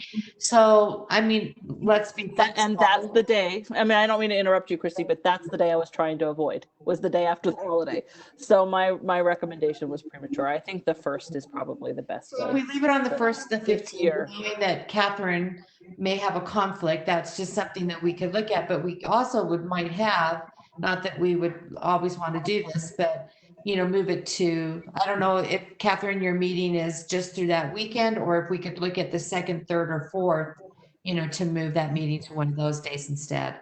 So I won't know. And like I said, it seems to me that this year that meeting might not happen anyway. So it usually happens almost every year, but this year might be the exception. But I just really appreciate the board's consideration and thank you for being flexible. So let's keep it right now on the 1st. I think it was smart of Lexi of Christy to pick that up. It really was because I didn't notice that when you suggested it to me too, Melissa. So it's also my fault. So I really appreciate that. No worries. That sounds great. And then, of course, I would always feel like, we just need to leave the meeting on the 1st, Tuesday. I think that that's just a part of being an elected official, knowing that your election. But if the will of the board is to move it, to another date, then that's fine by me. And then as far as, the April goes, I think it's just too far out. I agree with Nate that we're going to be probably scheduling multiples. So I would just leave it as the April 6th, knowing that we're going to have to make those changes anyway. So I wouldn't be in favor of adding any more until, we really get into the depths of that, knowing that we're going to add them anyway. Thanks for that feedback, Christy. I appreciate that. I would say let's leave it the way the calendar is set for 1st and 15th for this year, knowing that we can be flexible for Catherine's potential conflict. I'm willing to look at that and move that if we need to, but let's publish it as the 1st and 3rd Tuesday of the month. And then I would say, I'm fine with moving that November meeting. It isn't a conflict I have experienced, but I want to be sensitive to how that could be for board members and how that is. It is part of being an elected official, but not everybody. I mean, it's something we have control over. So I'm supportive of moving it to that, Wednesday or Thursday either as well.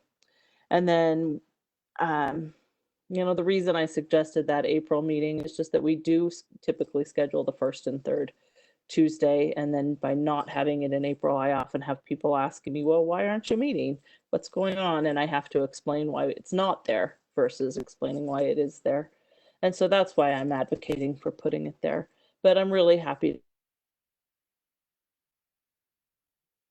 Let's see, who haven't we heard from? Michelle, do you want to weigh in on this or no? No, I'll agree with whatever the board says. In April, yeah, I do. I kind of agree with Nate and not that I'm going to be here, but that there is that potential of having some extra meetings for the selection of the new superintendent. So that might be good to keep open. Keep open. I hear that. That's good feedback. Did I see hands? Catherine. I was just going to add, I think Christy's point is well taken, but we could also do it in the reverse, that if we schedule the meeting and we decide we don't need it, we can cancel it. We've often had those small group meetings during the end of April. And so, if we decide that we're going to go that way instead of doing the full, but if the meeting is on the schedule, then we know we can do things like evaluate the plans, student success plans, and do other things like that. And if we need the meeting, but we can always cancel it and go to small group meetings if we choose to do that instead. Okay. I'm not really hearing general consensus about that. So why don't we leave the calendar the way it is, if that's okay? And I'll just say we'll leave it the way it is, and with the recognition that if things come up, we can add meetings or take them away. or move them to different days and be flexible. It is posted. It is a posted calendar, so any changes we make have to be updated on the website and in other public places. But if that's what I feel comfortable. We'll leave it the way it is. We'll move forward with the calendar as we have it. And in the back of your mind, just understand that there may need to be some flexibility. With the one change about November, right? No, I'm just suggesting we leave it the way it is. But I'm happy to change if I'm just not hearing support from Sam, support from Catherine, but not really hearing Christy not wanting to move it. I'm not sure how Mike feels. How do you feel about this, Mike? He doesn't care. He doesn't see. That's mostly what I'm hearing is Yeah. that we can just kind of work with whatever. It is a long way out. I understand that. So why don't we do that? We'll just leave it the way it is and we'll address it as it goes. Fair? All right, we'll go with option 2 the way it is. So there's no need to move it. The next item on our agenda is the Clayton Middle School auditorium renaming. You have the attachments, a letter from the SEC, and you've seen the policy and the procedures. That's an SEC that I attend. I can tell you they've been talking about it for about a year. And their SEC meetings, I've seen the survey. It's not the survey results aren't attached to this, but I have seen or heard them reported in an SEC meeting. The support from the community was overwhelmingly in favor of renaming the auditorium after former principal Linda Richens. Any questions or discussion? I move we send it to action. Okay, I'll second that. Any discussion? All right, let's vote on the moving it to action. Mike, or start with you, Michelle. Michelle Dutour, yes. Mike. Yes. Catherine. Kennedy, yes. Nate Salazar, yes. Samuel Hansen, yes. Melissa Ford, yes. Christy Sweat, yes. Okay. So it's moved to action. Do we want to go ahead and take a motion on it right now? Or do we want to save the action agenda items till later? We can do that. Okay, the next thing is the Bryant Middle School renaming to Bryant Flixie. In a similar way, you've got the attachments, you've read through it. It's been through a very robust process. The community is very broadly in support. Any discussion? Nate? Yeah, I would just just highlight that this is also the SECs that I attend along with Catherine, and I had the opportunity to watch this process unfold over the last year or so, and I wish I could remember the survey results that we discussed in more detail, but there's broad support. And being a Bryant alum, I would support the name just based on the work that Bryant is doing right now with Slixie. And I even had the opportunity to anecdotally survey my dad, who's also a Bryant alum, and he would support this as well. So I just wanted to throw that out there to Mr. Salazar. So. My dad is also a Bryant alum. I love it. I love it. Do we want to make a motion to move this to action as well? Sure, I would like to make a motion to the action agenda item. Or I'd like to, Okay, Nate's made a motion to move this to action. Catherine seconded. Take a vote on that. Michelle Dutour, yes. Mike, yes. Catherine Kennedy, yes. Nate Salazar, yes. Samuel Hansen, yes. Melissa Ford, yes. Christy Sweat, yes. Okay, so moved. Move that to action. The next, do we want to go ahead and take care of the action agenda items now? I don't necessarily anticipate. Can we just do them all at the end? Like, can we, once they get to action? We can do that. All right, so the next item on our discussion is the annual budget, the 2020-2021 annual budget. It's a draft. You've seen it now for 2 weeks and attached to our agenda. Looking ahead, we are scheduled to have a public hearing on this agenda, on this budget on June 2nd. If you have any questions about the agenda or discussion about the agenda or questions about the public hearing, we're open for questions now. None for me. None for Mike. Not seeing much from anybody else. If you've got questions about the agenda, I'm sure that there are. I'm sure there may be. Feel free to reach out and we can make sure that those get answered and addressed. We will have a public hearing on June 2nd.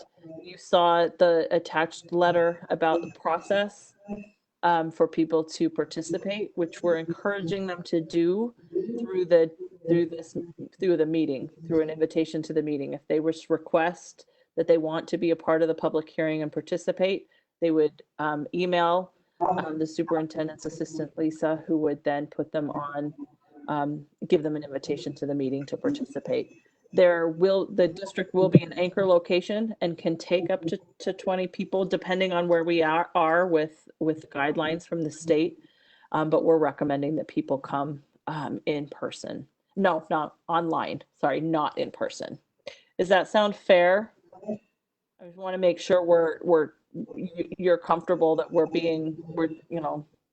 that's a process that's recommended by Christina, and hopefully we can be as open as possible with that public hearing. Everybody comfortable with that? Sounds good for me. Okay. All right. So the next item on our agenda is the superintendent and business administrator search. I attached a bunch of things to your agenda.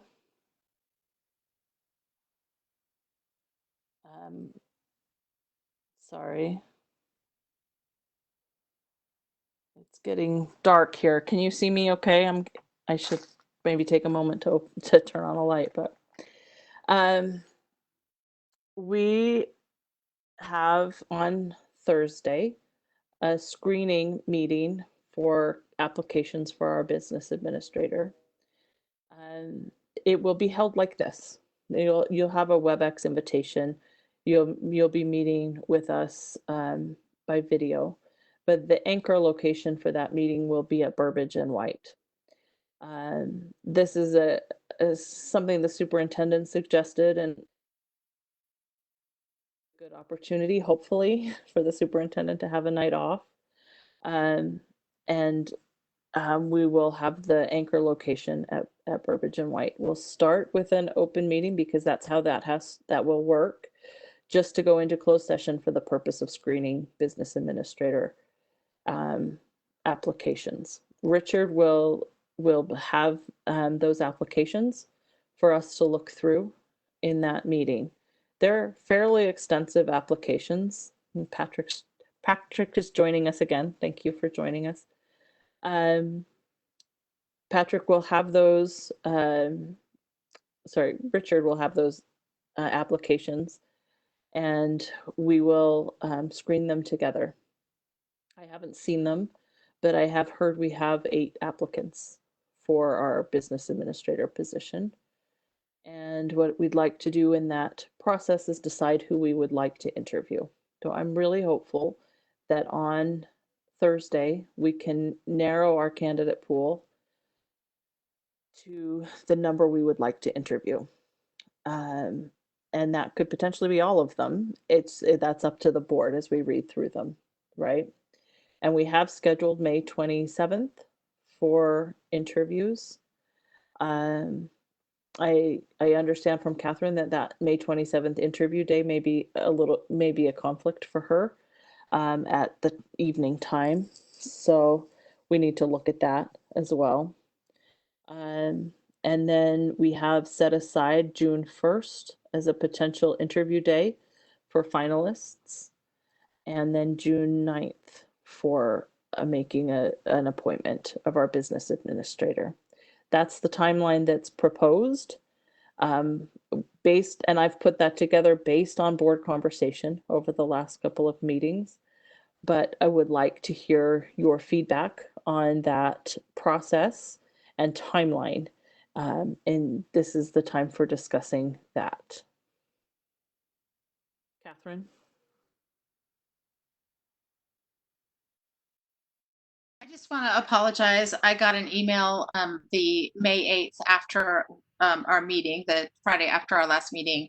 The next day is my daughter's graduation from college, and I got an email saying that there's a varsity letter winners dinner that evening that is a special event. It starts at 8 p.m. Eastern time. So typically, if this were a normal year, I'd be out of town all this week anyway. So it's nice. I guess a silver lining is that it's nice that I'll be more available. But those evenings, Thursday is going to be a very busy day with commencement for her. And then also Wednesday night, it'll be busy as well. So I apologize for that. And I believe there's actually an event Tuesday night too. There's just a lot going on that week. I think that Monday night is free, and that probably Friday night is free for me. Also, the daytime on that Wednesday is completely free. If we're going to change your calendar, you will have to post that at your meeting on Thursday, and you'll have to actually come out of closed session and vote on that. It's doable. I can take down and we can revise. Tomorrow's Wednesday. We can revise that schedule. I just need that direction tonight if we're going to do that, which is fine. Nate? Yeah, I think the Monday would be difficult with the holiday schedule there and recognizing Memorial Day. But at that Friday, I would be open to opening that up if the rest of the board is able to do that. So I recognize that we'll be doing those interviews digitally, but we have to think about candidates, right? And when the best time to interview them would be. And I'm not necessarily sure Friday night's the best time to interview So I am free that entire day. Just at 6 p.m. is when the dinner is. I mean, I can step out and listen to a video of a recording of the meeting of that particular interview. It's just an important event for me to be at. I understand that, Catherine, and I want to be sensitive to that. I also just know we're on a tight timeline, right? So, but I am available that entire day up till 6 p.m. How long will your dinner meeting go? If it's a dinner, we will certainly be supplying our own food, but it's traditionally a dinner, so it's still called the dinner. So I don't know. I assume it'll be at least 2 hours. There'll be a lot of people receiving varsity letters. Okay.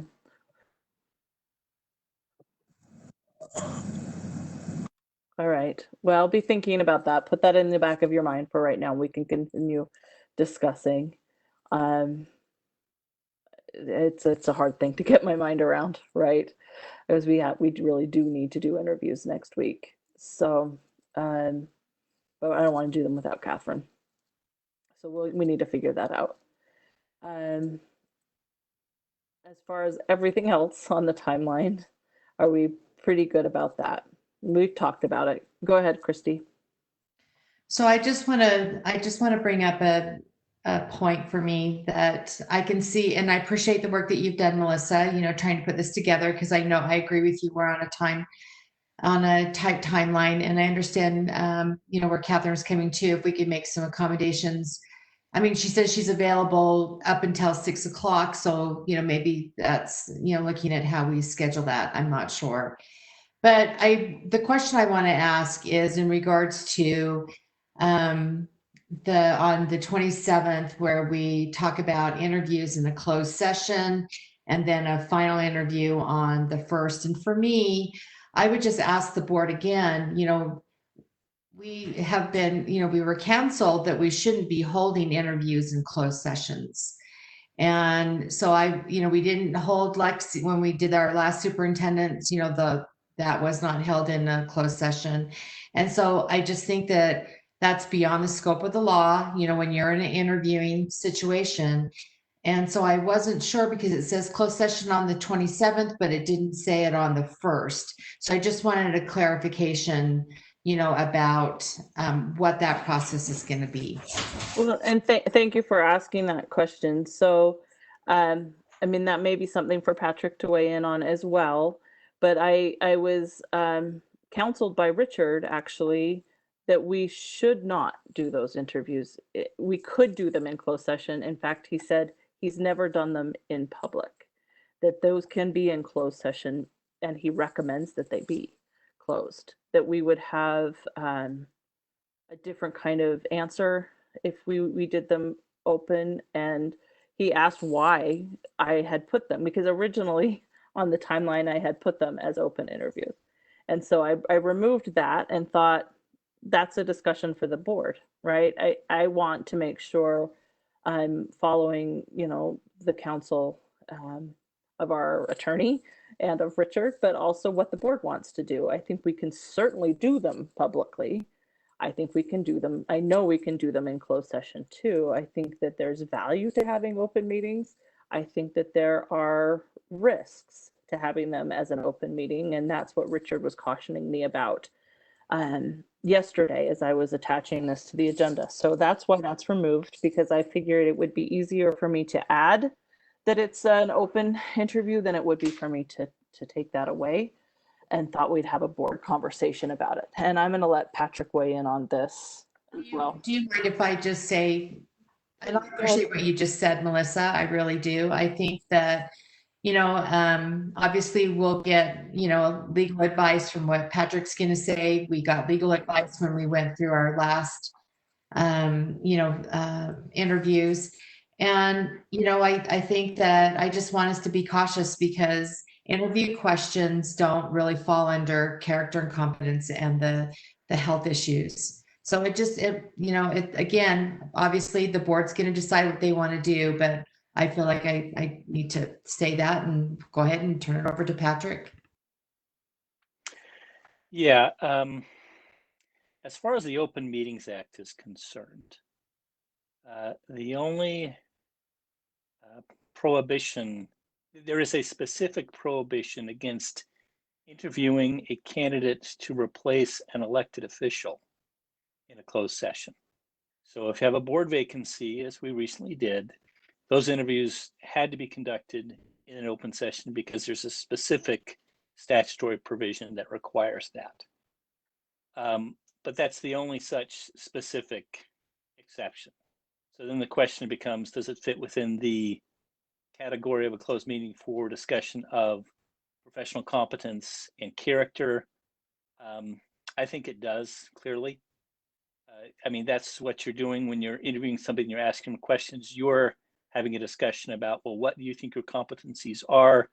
And you're making an assessment of those competencies. What are your qualifications for this position? And therefore, it is within the scope of the closed meeting exception.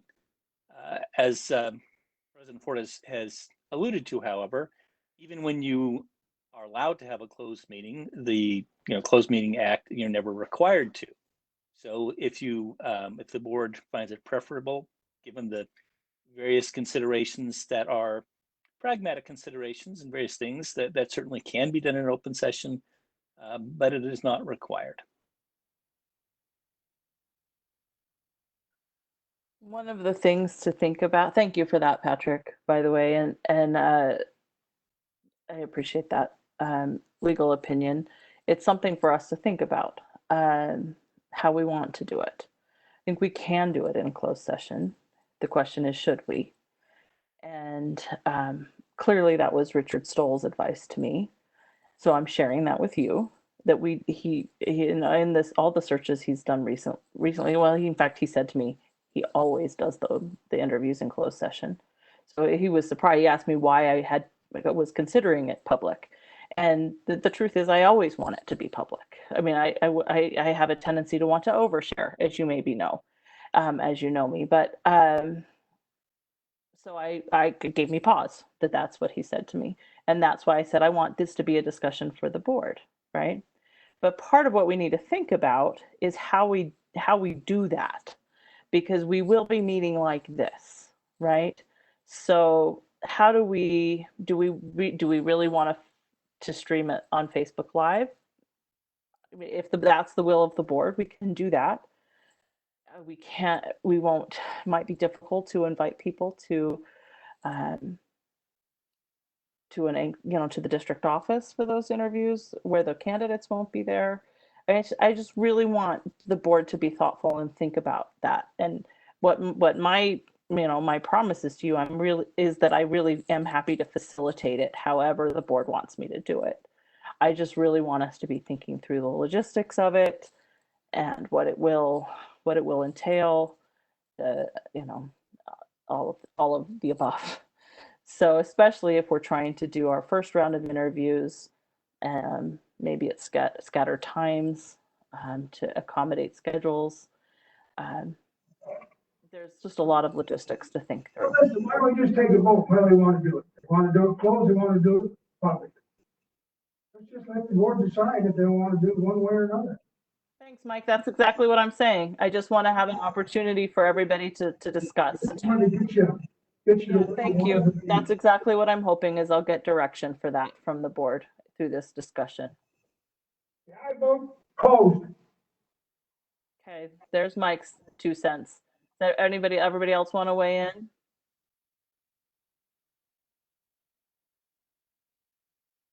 Not so much right now. Okay, let's move on and we'll come back to it. Okay, how about that? Closed is fine with me too. Yeah, that's fine. Okay, so I have 3 that say closed is okay. It's good with me. I'm comfortable with 3 with closed. I see Michelle nod. Okay. Nate and Christy, I sense you want to keep it open, and I value that. I think that's great. But let's go ahead and proceed with just doing it closed, and we can adjust that as we go. So we'll interview our first round of interviews in a closed session, and if you've got a change of heart, board members, or something about the process you'd like to see change, we can revisit that after that meeting. Thank you for that. The next thing is knowing that we will be screening applications and interviewing, I've attached a potential list of interview questions. I'm sure when you looked at that list and you thought, there's 28 questions here, that's way too many questions to ask. That's exactly right. I don't have any expectation that we'll ask 28 questions, but I did want to put together a list of place for us to talk through so that we can talk about how we want to do interviews, the little bit of the logistics of it, and what questions we want to ask. And that's what this discussion item is for. So we should talk about how long we want to schedule for an interview, how much time do you want to spend with the candidate, and then what questions we want to ask. Attached to that document that I sent, I intended to email it to you. I discovered, thanks to Michelle, that I didn't actually attach it. So I am losing my mind. There's that, but it's also attached to the agenda. I attached the qualification or duties that we asked for in our job posting, and also the questions that we will have answers to, because we asked them to write a 1-page response to those 4 questions that were on our job posting. And then I'm happy to take feedback on the other questions and things that you'd like to see in that list of questions.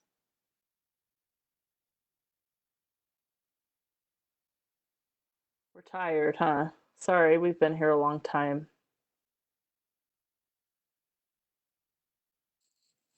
Go ahead, Sam. I would say maybe given our recent experience interviewing, that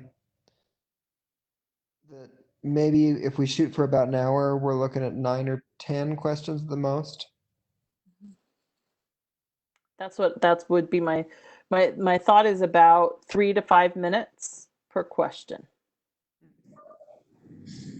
That's what I've, so I'll tell you what, I mean, I'll tell you how I put those questions together. I looked at districts that have recently hired business administrators, and several of them had posted the questions that they asked. So those questions are there. You can also look at just different job sites and kind of typical interview questions. I asked Richard to look at them and add questions. It's really a draft. It really is a draft. You can probably tell that as you look at it. But I really want this to be a board conversation about what's important to you to ask of our potential candidates. Michelle? So I'm thinking just kind of the general practice for interviewing. The first round is usually a little bit less than that, so like 30 to 45 minutes, because you do have a lot more candidates. And then the second round, because you've narrowed it down to like 2 or 3, that's usually the longer one where you can be a little bit more open with the questions. Some of the stuff as I was looking through the questions, I was thinking about like what are the top items of importance for the Salt Lake City School District and what we would be looking for in a business administrator, and then kind of coming up with those top things. So some of the things that I just kind of put on there were, equity and diversity, which we have a really great question. Number 27 was a really great question that covered a little bit of that. The handling of difficult situations, which there are, again, some questions that covered that. Handling a large budget, and especially budget cuts, which is completely relevant right now. Leadership / communication skills, and then of course student success. So I think a lot of the questions that you had listed, you could either group them together or they were pretty much the same thing, that we could then develop into kind of covering thoughts like that. So what it is that we're looking for in a business administrator, and then how we can get those questions answered. Thank you for that feedback. And maybe you could kind of go through and tell me which questions stood out to you as covering those topics the best. I know there's multiple ones. Go ahead, Michelle. Okay, sorry, Nate. I don't mean to. So I starred number 2, and number 3, but more of the tell us of an experience you have had with managing budget cuts of 8% to 10%. And then I added, and how would you make recommendations to the superintendent? So I kind of squeezed together a couple of different things on that list. Number 4, so the specific initiatives and activities. Number 15, but then I also kind of put an arrow, like 15 and 16 are very much related. And then I circled 17 and 18. Oh, sorry, going back, 7, 8, and 9 were actually kind of the same thing, and it looked more like it covered conflict resolution and leadership skills as well. And then number 27 with 26 as kind of an addition to that as well. Those were the ones that I kind of looked at. Okay. Thanks, Michelle. That's helpful. I don't know if you're taking notes, board members, but those that's 1, 2, 3, 4, 5, 6, 7, between 7 and 10 questions that she starred. If you do 7, 8, and 9. And Nate, go ahead. Yeah, I was just gonna. I think Michelle and I are on the same wavelength, because I was thinking about grouping into the similar categories of, student success, equity, of course. So I think and that also narrows it down to, I think, a reasonable amount of questions that we can get through in 30 to 45-minute interviews in the first round. So I would just echo that and support one, those categories, and certainly those questions. I think Melissa and I would need to probably adapt and tweak some of those before Thursday, but that would work for me if that's the will of the board. Sam, go ahead. Sam, Okay. then Christy. So you're saying, Nate, in addition to the 4 that were on the application, a student success question, an equity question, and then what are the 2 other categories? Budget cuts, leadership, and communication. So I wrote down 5. Does that sound fair, Michelle? Is that okay? So yes, we'll have 1-page answers to the 4 questions that were on the job posting, which we will read through on Thursday as we screen the application. So we'll have the answers to those questions. So you'll know that about the candidate before we interview them. In addition to what they've submitted as their resume and all of that, you'll have that information. So then these would be questions that we ask in the interview to get to know the candidate a little bit better, and then obviously narrow it to finalists, where we will probably then get more in depth about the specifics. So the topics I'm hearing for interview questions for the first round is equity and diversity, student success, budget cuts, or how to handle a budget, leadership, and communication. There are other things that the board members want those. Go ahead. First, I want to, Nate, I see your hand, but Christy had her hand up first, and then I'll turn the time to you, Nate. Go ahead, Christy. Thanks, Melissa. I would say for me that I think the questions that stand out for me are 3, 12, and 18. I think those 3, I'm fine with the categories. I think that 5 to 7 questions is all we need. I would. That's what I would recommend too. Yeah, and I think that I would lean towards the 5 versus the 7, because I don't think each of us need to ask a question. And I agree with what Michelle had said. That's exactly what I was thinking too, is that the first round is to weed out, and then you have a little bit more in-depth conversation, in the final, which is, the 2 processes that I've been through was the best way to do that. So just to be clear, will you restate that, Christy, just so I have it? Do the first round shorter, longer on the second, more in depth, 5 to 7 questions in the first one, more on the second. Am I getting that right?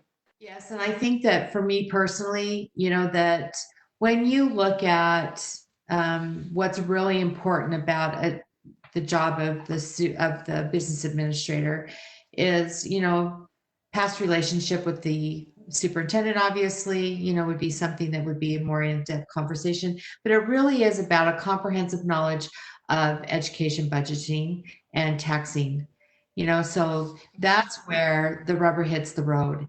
And so I just think that a lot of philosophical questions are hard. I think that let's just get down to the brass tacks of what the job is really about.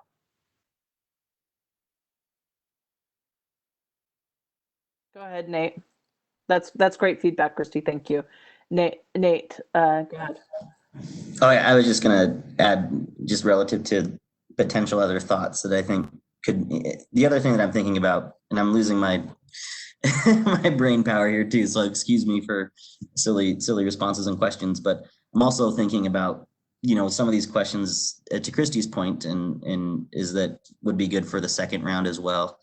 So I'm wondering if we might want to think about that. And additionally, the only other category that I was thinking about are just partnerships or community partnerships, some way, somehow, and would certainly support brass tacks, but would just be a strong advocate for incorporating equity discussions into the necessity relative to brass tacks as well. I think for the situations that a lot of our families find themselves in, equity is a pillar that of our in a foundation, right, of our district and how we approach things as best we can. So I definitely, for me, just personally feel like that an equity question is very valuable in that first round of interviews instead of saving that for a second round potentially. But that's just my own thoughts with that. But I will always be an advocate for discussions around equity and especially in leadership for our district over the next couple of years. Thanks for that. So I'm hearing one of the questions in the first round should be about equity. Do you have a question that you prefer?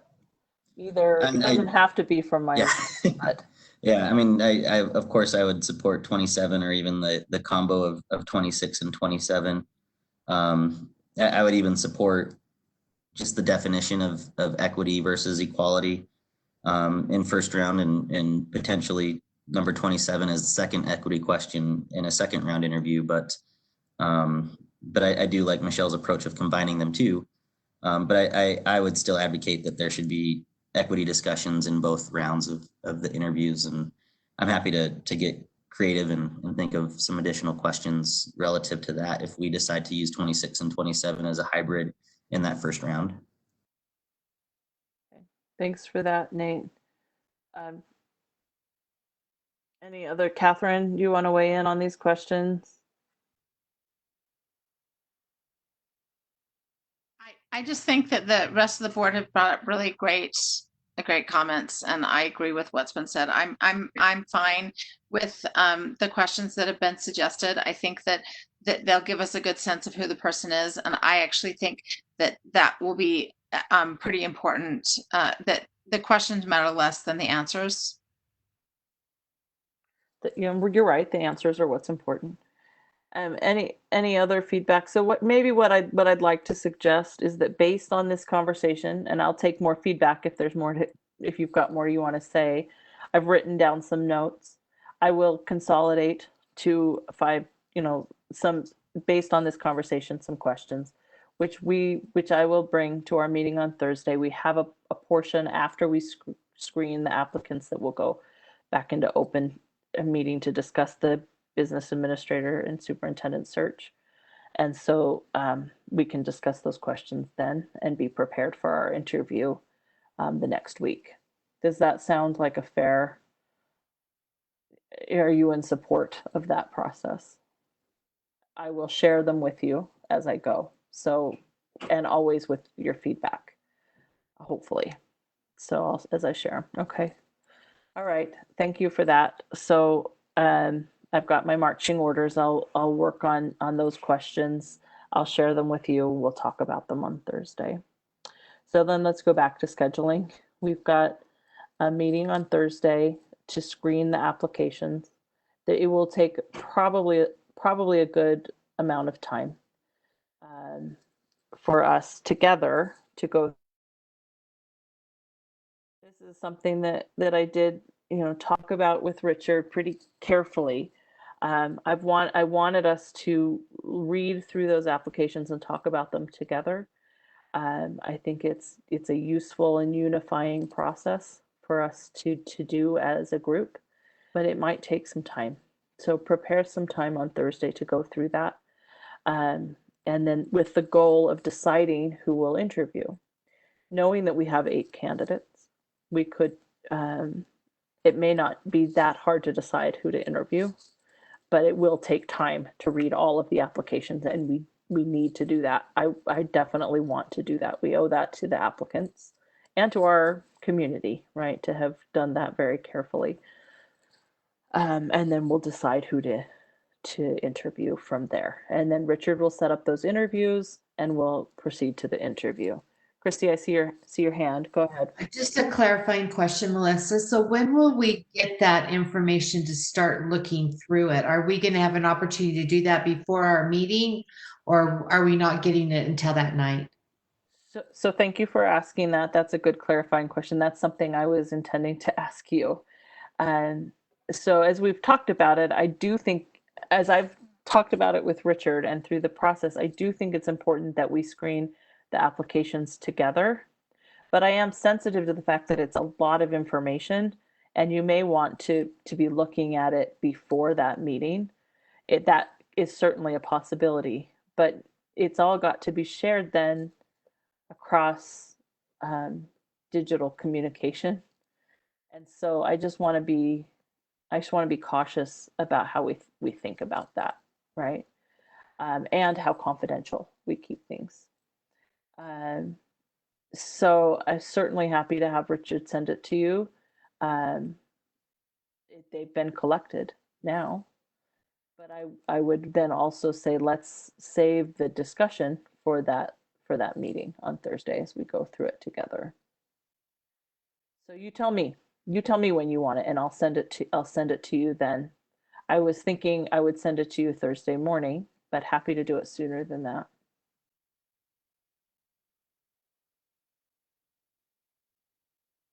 Thursday morning's fine by me.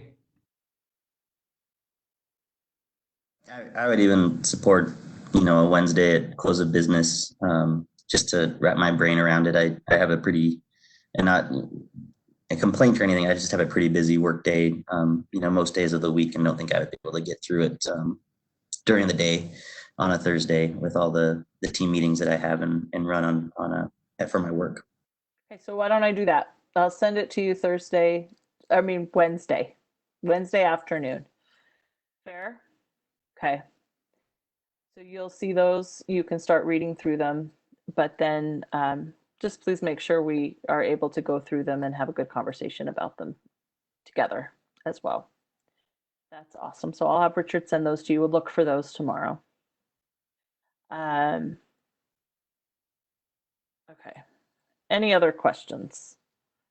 Have I?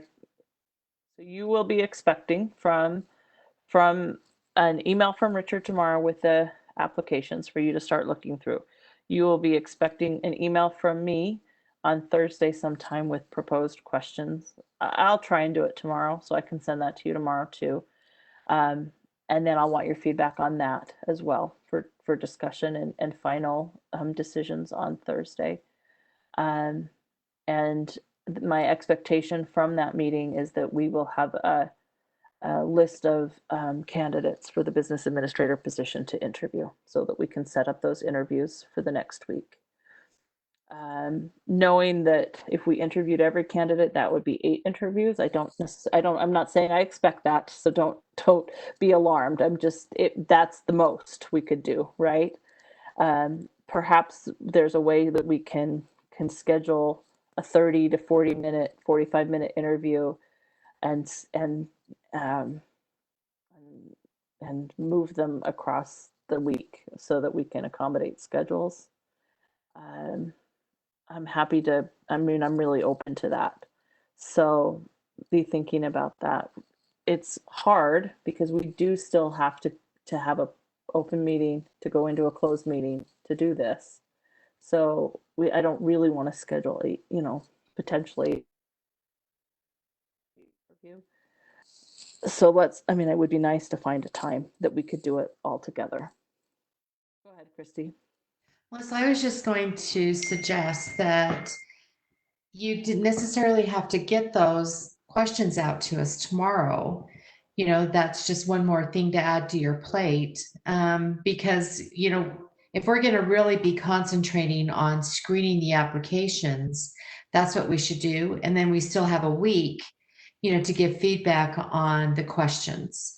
So I would just say maybe take that off your plate for tomorrow, that you don't need to do those questions out. I don't feel an urgency to have those tomorrow. I think getting the packet of the applications you're right. is fine.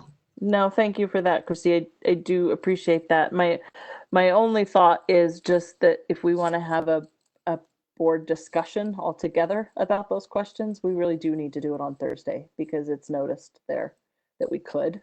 Other than that, we don't have it. So if you trust me, I hope you do, and I'll take your feedback. But if we don't have, if we're just you're responding to that and giving me feedback individually, that's a good way to do it. And I thank you for that, vote of confidence, Christy. I appreciate that. But I also want to make sure I'm, open to having a full conversation about it too, if that's what the board wants. Okay. Well, I think what I'll do is I'll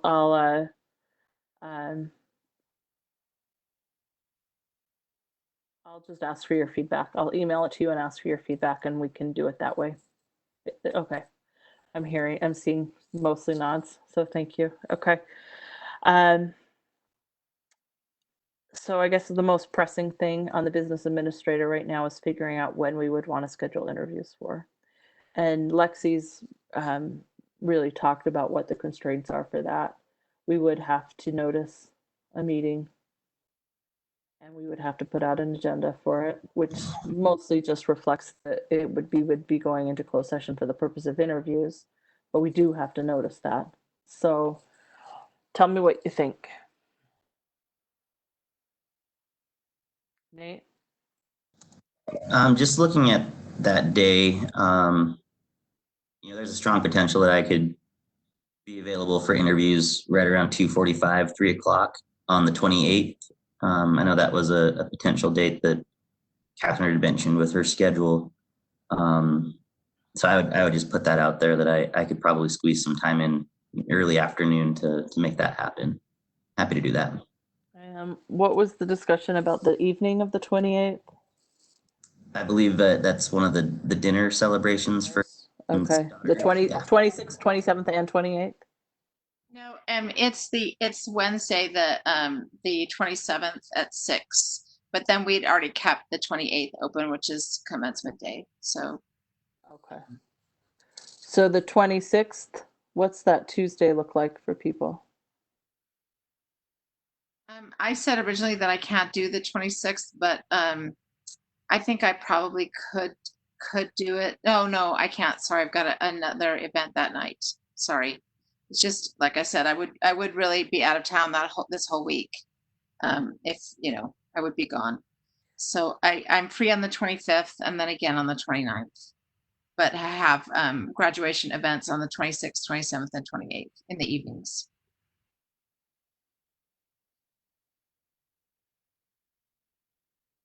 Well, you've stumped me. But I'm free that day. I mean the day of could you be free on Nate on the Wednesday? The whole day I'm free. I just have something that night at 3 o'clock. I am sensitive to the fact that we've got board members who have work schedules. Right. I know that affects several board members. But Nate said he might be free at 3. Is that true? You said on the 28th, but is that also true on the 27th? Yeah, I wouldn't be available until right around 4 o'clock on the 27th. Excuse me, 5 o'clock. So that might not work out for us. I just have a few meetings that go until 5 that day.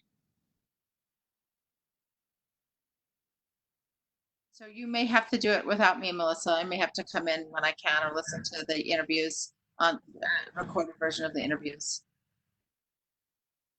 Melissa, I'm the same. I mean, I am not available during the day on the 27th. And the 28th, did you say you could do it on the 28th? Oh, no, you can't do it on the 28th, Catherine, you said. The whole day is out, I would guess, for commencement. Is that right? Yeah. Yeah, I just don't know. I mean, I know that there's different activities, and I just don't know what time, and the fact that I know it'll go from the morning to the afternoon, and I just don't know what time based on the fact that, that it's located on the East Coast. Tell me what people's schedules are like on Friday.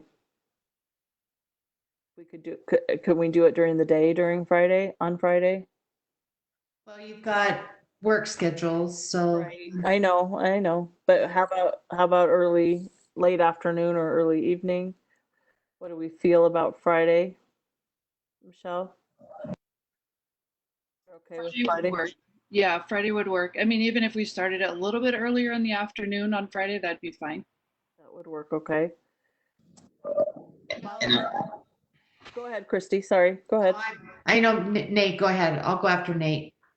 I wouldn't be available until 4 o'clock on that Friday. I'm sorry. Okay. No. This is just a puzzle. Go ahead, Christy. Well, I was just going to say, you know, what's also going to throw a wrench into this is the people who we interview. Right. You know, that's the other part, because we found that out in our last, you Right. know, time that we did this. So it's hard. I think that, you know, it's going to be remote. If there's, I don't know what to say. I don't. Well, Because what if we just go ahead with Wednesday? And I hate to say that, Catherine, but that may be how it goes. And then try and schedule what we need to schedule. And we don't know how many we'll need to schedule at this point. And then start at 4. maybe you could put us in your and we could maybe start. Nate, could we start as you said 5 on Oh, 2 to 5. Okay. but maybe we can adjust and start at 4:30 or something, and we can record, we can record them for you to listen to later. And maybe Catherine, you could have us in your ear too if you want, for some of it. And then ask Richard to schedule with those candidates and see what works for them. Potentially we will have to have some flexibility, and maybe what I'd say is Friday evening if we have to. I'm totally so flexible there- on Friday. So, Melissa, can I just throw another option out there? Sure, And I know absolutely. it's not going to be a popular one, and I'm not trying to drag this out in any way, but it just sounds like, you know, the week of the 25th is hard, right? And so I'm just wondering if we just condensed so that we said, instead of the final interview being on the 1st, that we make that the day that we do the first round. And then like on the 3rd, I know that we've got some graduations that are happening, so that might be really hard to do that. But I don't know if that first week in June might be better. I mean, I'm fine to do it without Catherine if that's what we need to do. Well, I'd rather not. So if the board's open to that, it does cost us a week, but it doesn't necessarily put back our timeline to do this by June 9th. If we met on June 1st for the first round of interviews, we do have a meeting scheduled on June 2nd. We could potentially add a few interviews at the beginning or end of that meeting as well, if that works better. We already have those dates scheduled. And then are the 3 comprehensive high schools, are they doing it on, I can't remember, Lexi, is it the 3rd or the 4th? So Highland is doing it on the 3rd. On the 3rd. West is doing it on the 6th. And East is doing it on the 8th, 9th, and 10th. Right. That's But correct. that doesn't include innovations. I don't remember the dates. Lexi, you can weigh in. I don't remember the dates for innovations.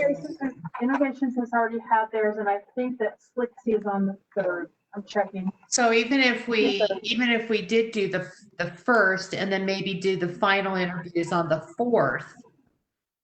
Yeah, we talked about the 4th potentially at our last board meeting. And I'm open that week. I mean, we can make that work too. I feel better about doing it at a time that Catherine can be with us. Catherine can be there. That's nice. I appreciate that. I'm okay to listen to them afterwards. I'm also okay. For me, I guess I don't know why we're worried about Friday night. I mean, under COVID-19, Friday night is Tuesday night, and Tuesday night is Friday night. It doesn't matter to me. I'm fine either way. So I just don't know why. Is everybody free on Friday? I guess I wasn't necessarily hearing that. So Michelle's free. Nate, are you free on Friday night? How about that then? I'll ask Richard to schedule it for Friday night. If we have conflicts from our candidates, then we'll push those conflicted interviews to Monday. All right, so Melissa, I just need to make sure that we are doing it. We are doing a board meeting change from the 27th to the 29th. So we're going to have an action, a discussion and action, which I think we've already got on the agenda for Thursday. So I'm going to have to repost that. Okay. Thank you, Lexi. So that was a lot of negotiation, and thank you for figuring out that puzzle. But yes, I think what I'd like to do is take a motion to move to the action to change in our business administrator search timeline to move the meeting from May 27th to May 29th for. I'll bring you a calendar. You'll have to do it on Tuesday.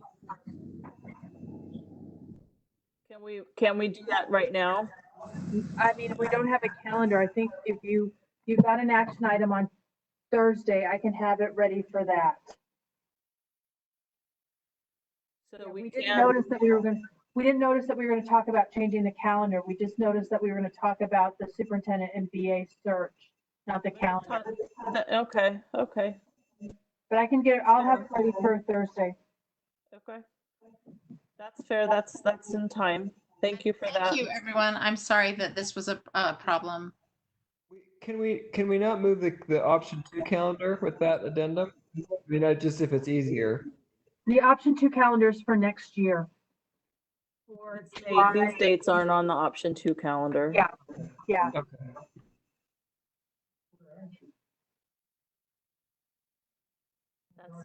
That seemed doable. Okay.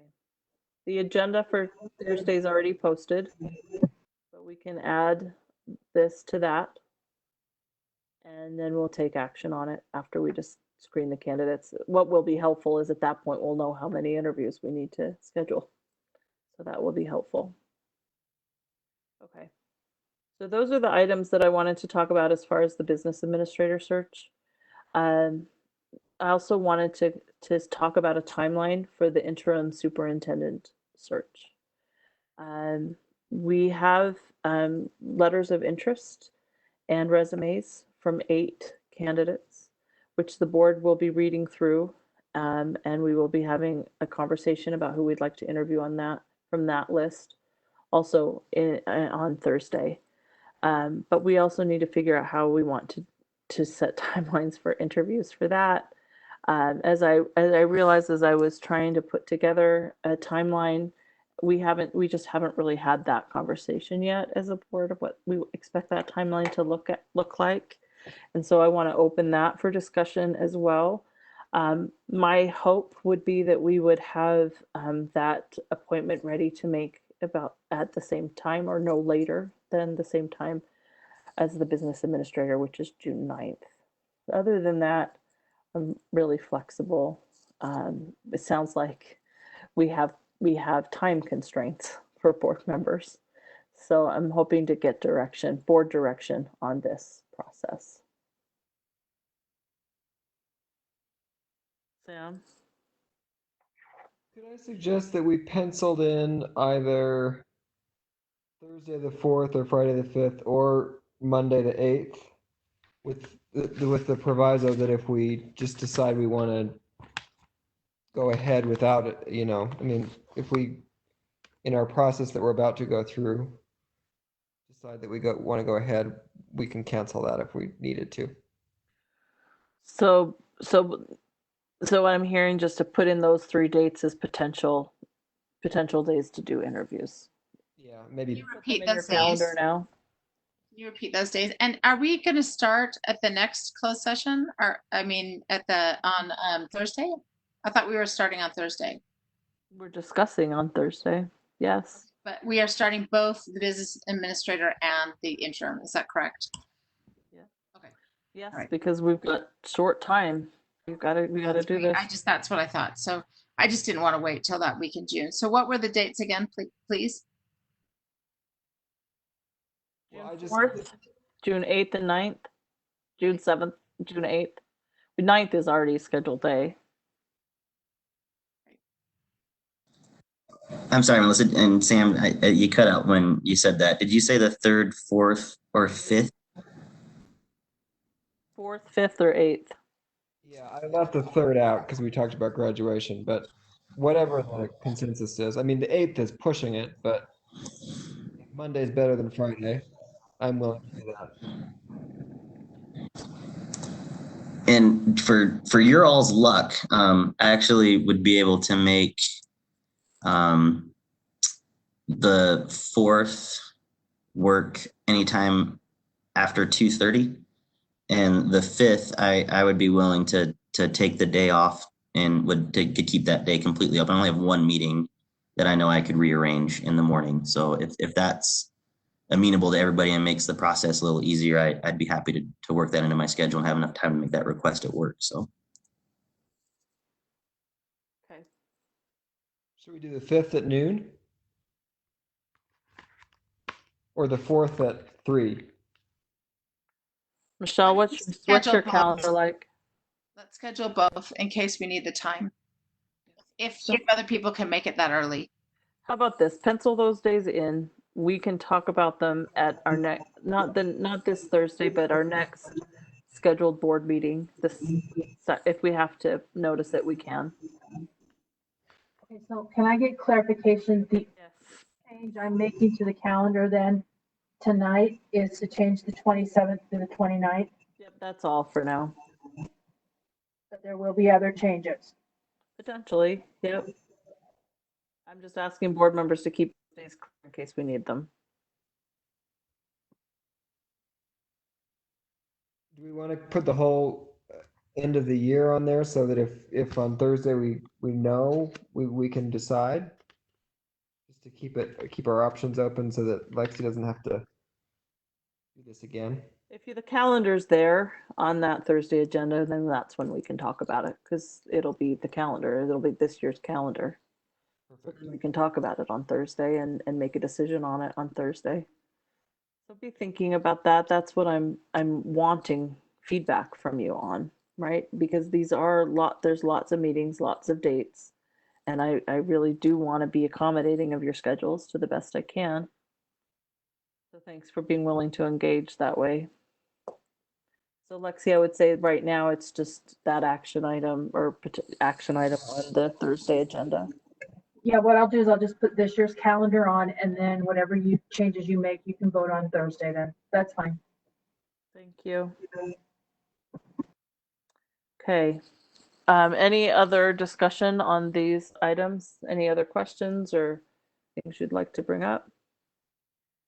As always, if things come up, you've got questions or concerns, please feel free to reach out to me. I'll do my best to answer them, or at least figure out where to get the answers. So thank you. All right, we've got a couple things on the action agenda. The Clayton Middle School auditorium renaming and the Bryant Middle School renaming. I move that we accept the Clayton Middle School auditorium renaming and the Bryant Middle School renaming as proposed by the respective SCCs. I second. Okay, so that's been motioned by Catherine and seconded by Michelle. Any discussion to the motion? All right, seeing none, let's go ahead and vote. Starting with you, Mike. No, Michelle. Yes. Oh, Michelle, sorry, Michelle. It's okay. Losing my mind. Yes. Thanks, Michelle. Mike. Mike is a yes. Catherine Kennedy, yes. Nate Salazar, yes. Samuel Hansen, yes. Melissa Ford, yes. Yes. All right, so I will let, that's passed. Thank you for that. And we'll let those SCCs know, Catherine and Nate, if you want to share that with Bryant and Lexi. I'm sure there's a process for you letting them know. Thank you for that. So thank you all. That's through the action agenda. It's late and I know we're well past when we were scheduled to end, but we do have time on our agenda for board member reports. So we'll start with you, Michelle, if you've got something you'd like to add for this. Or maybe that's not fair for me to start with you at your first real full official meeting, but do you have something you'd like for board member report? Yeah, I was able to go to a few of the SEC meetings, so it was nice to start to get to know some of the folks at the different schools. And so definitely, I think that was, my last one was last week. I'm missing Newman's on Thursday because we have the special meeting, but they were very kind and understanding. And then I'll be meeting with some of the principals throughout the summer, and then we'll start up again in the fall. Wonderful. Thank you for that. Mike, do you have anything you'd like to add? I'd just like to bring something to our attention. Okay. We're going to be in some straits, some financial straits. We need to start thinking about closing Benyon Elementary. You need to start that process a year in advance, if I'm not correct. They're only gonna have 144 students registered. That's not counting the ones that were coming from being bused, the homeless kids. Now, those homeless kids now, that new road home center's out on 70th South. So I'm not sure they're gonna have very many at all. So we need to really start considering that. Closing Benyon Elementary, maybe some of the others, if they're gonna be a little lower. Anyway, that's what I wanted to tell you. Okay, thanks for that, Mike. Catherine, do you have something you'd like for board member report? Not tonight. Thank you so much. All right, Nate. Nothing significant to report. I just highlight that this board passed a very significant policy and process relative to school closure. I think we should certainly wait until we have better understanding with registration numbers at the fall time. So I would just put that out there. But just really ultimately a lot going on. Appreciate all of your hard work. Have really enjoyed the process of engaging in negotiations with both SLEA and SLASA. I want to just thank all of our teachers, administrators, administration for all the work that they're doing in these uncertain times. Thanks, Nate. Sam? I'll waive my report too and echo Nate's thanks to everyone who's working so hard. Thanks. Christy? Not really anything outside of what I've already said tonight. I just wanted to really say thank you to Shelley and Sandra and Lexi for such a quick response to the questions that have been asked around our most vulnerable kids with special ed. So really appreciated that report that we got tonight. So thank you so much. Yeah, I would definitely echo that. I think that was great. And thank you to you all for your dedication and extra work. What I wanted to say is that with these extra meetings, as part of our board compensation, there is an amount of money that you will be per meeting. I think it's $60 a meeting that you will see as added to what you receive because of these additional meetings. So I just wanted to make sure you are aware that that compensation is. Sorry, there's my allergies. That compensation will be included for you for these extra meetings. Sorry, my voice may be a signal that it's time for me to stop talking. If you've got any questions about that, feel free to reach out. Thanks, Melissa. If there's nothing else, I'd like to turn the time to the superintendent with a huge thank you for the amount of time she spent tonight and the amount of information she's given us. Thank you, Lexi. You're welcome, and I'll put a calendar and I'll update that agenda, and we'll email that out to everybody tomorrow. All right, with that, there's nothing else. Let's adjourn the meeting, and good night, everyone. Take care of yourselves. Thank you. Thank you.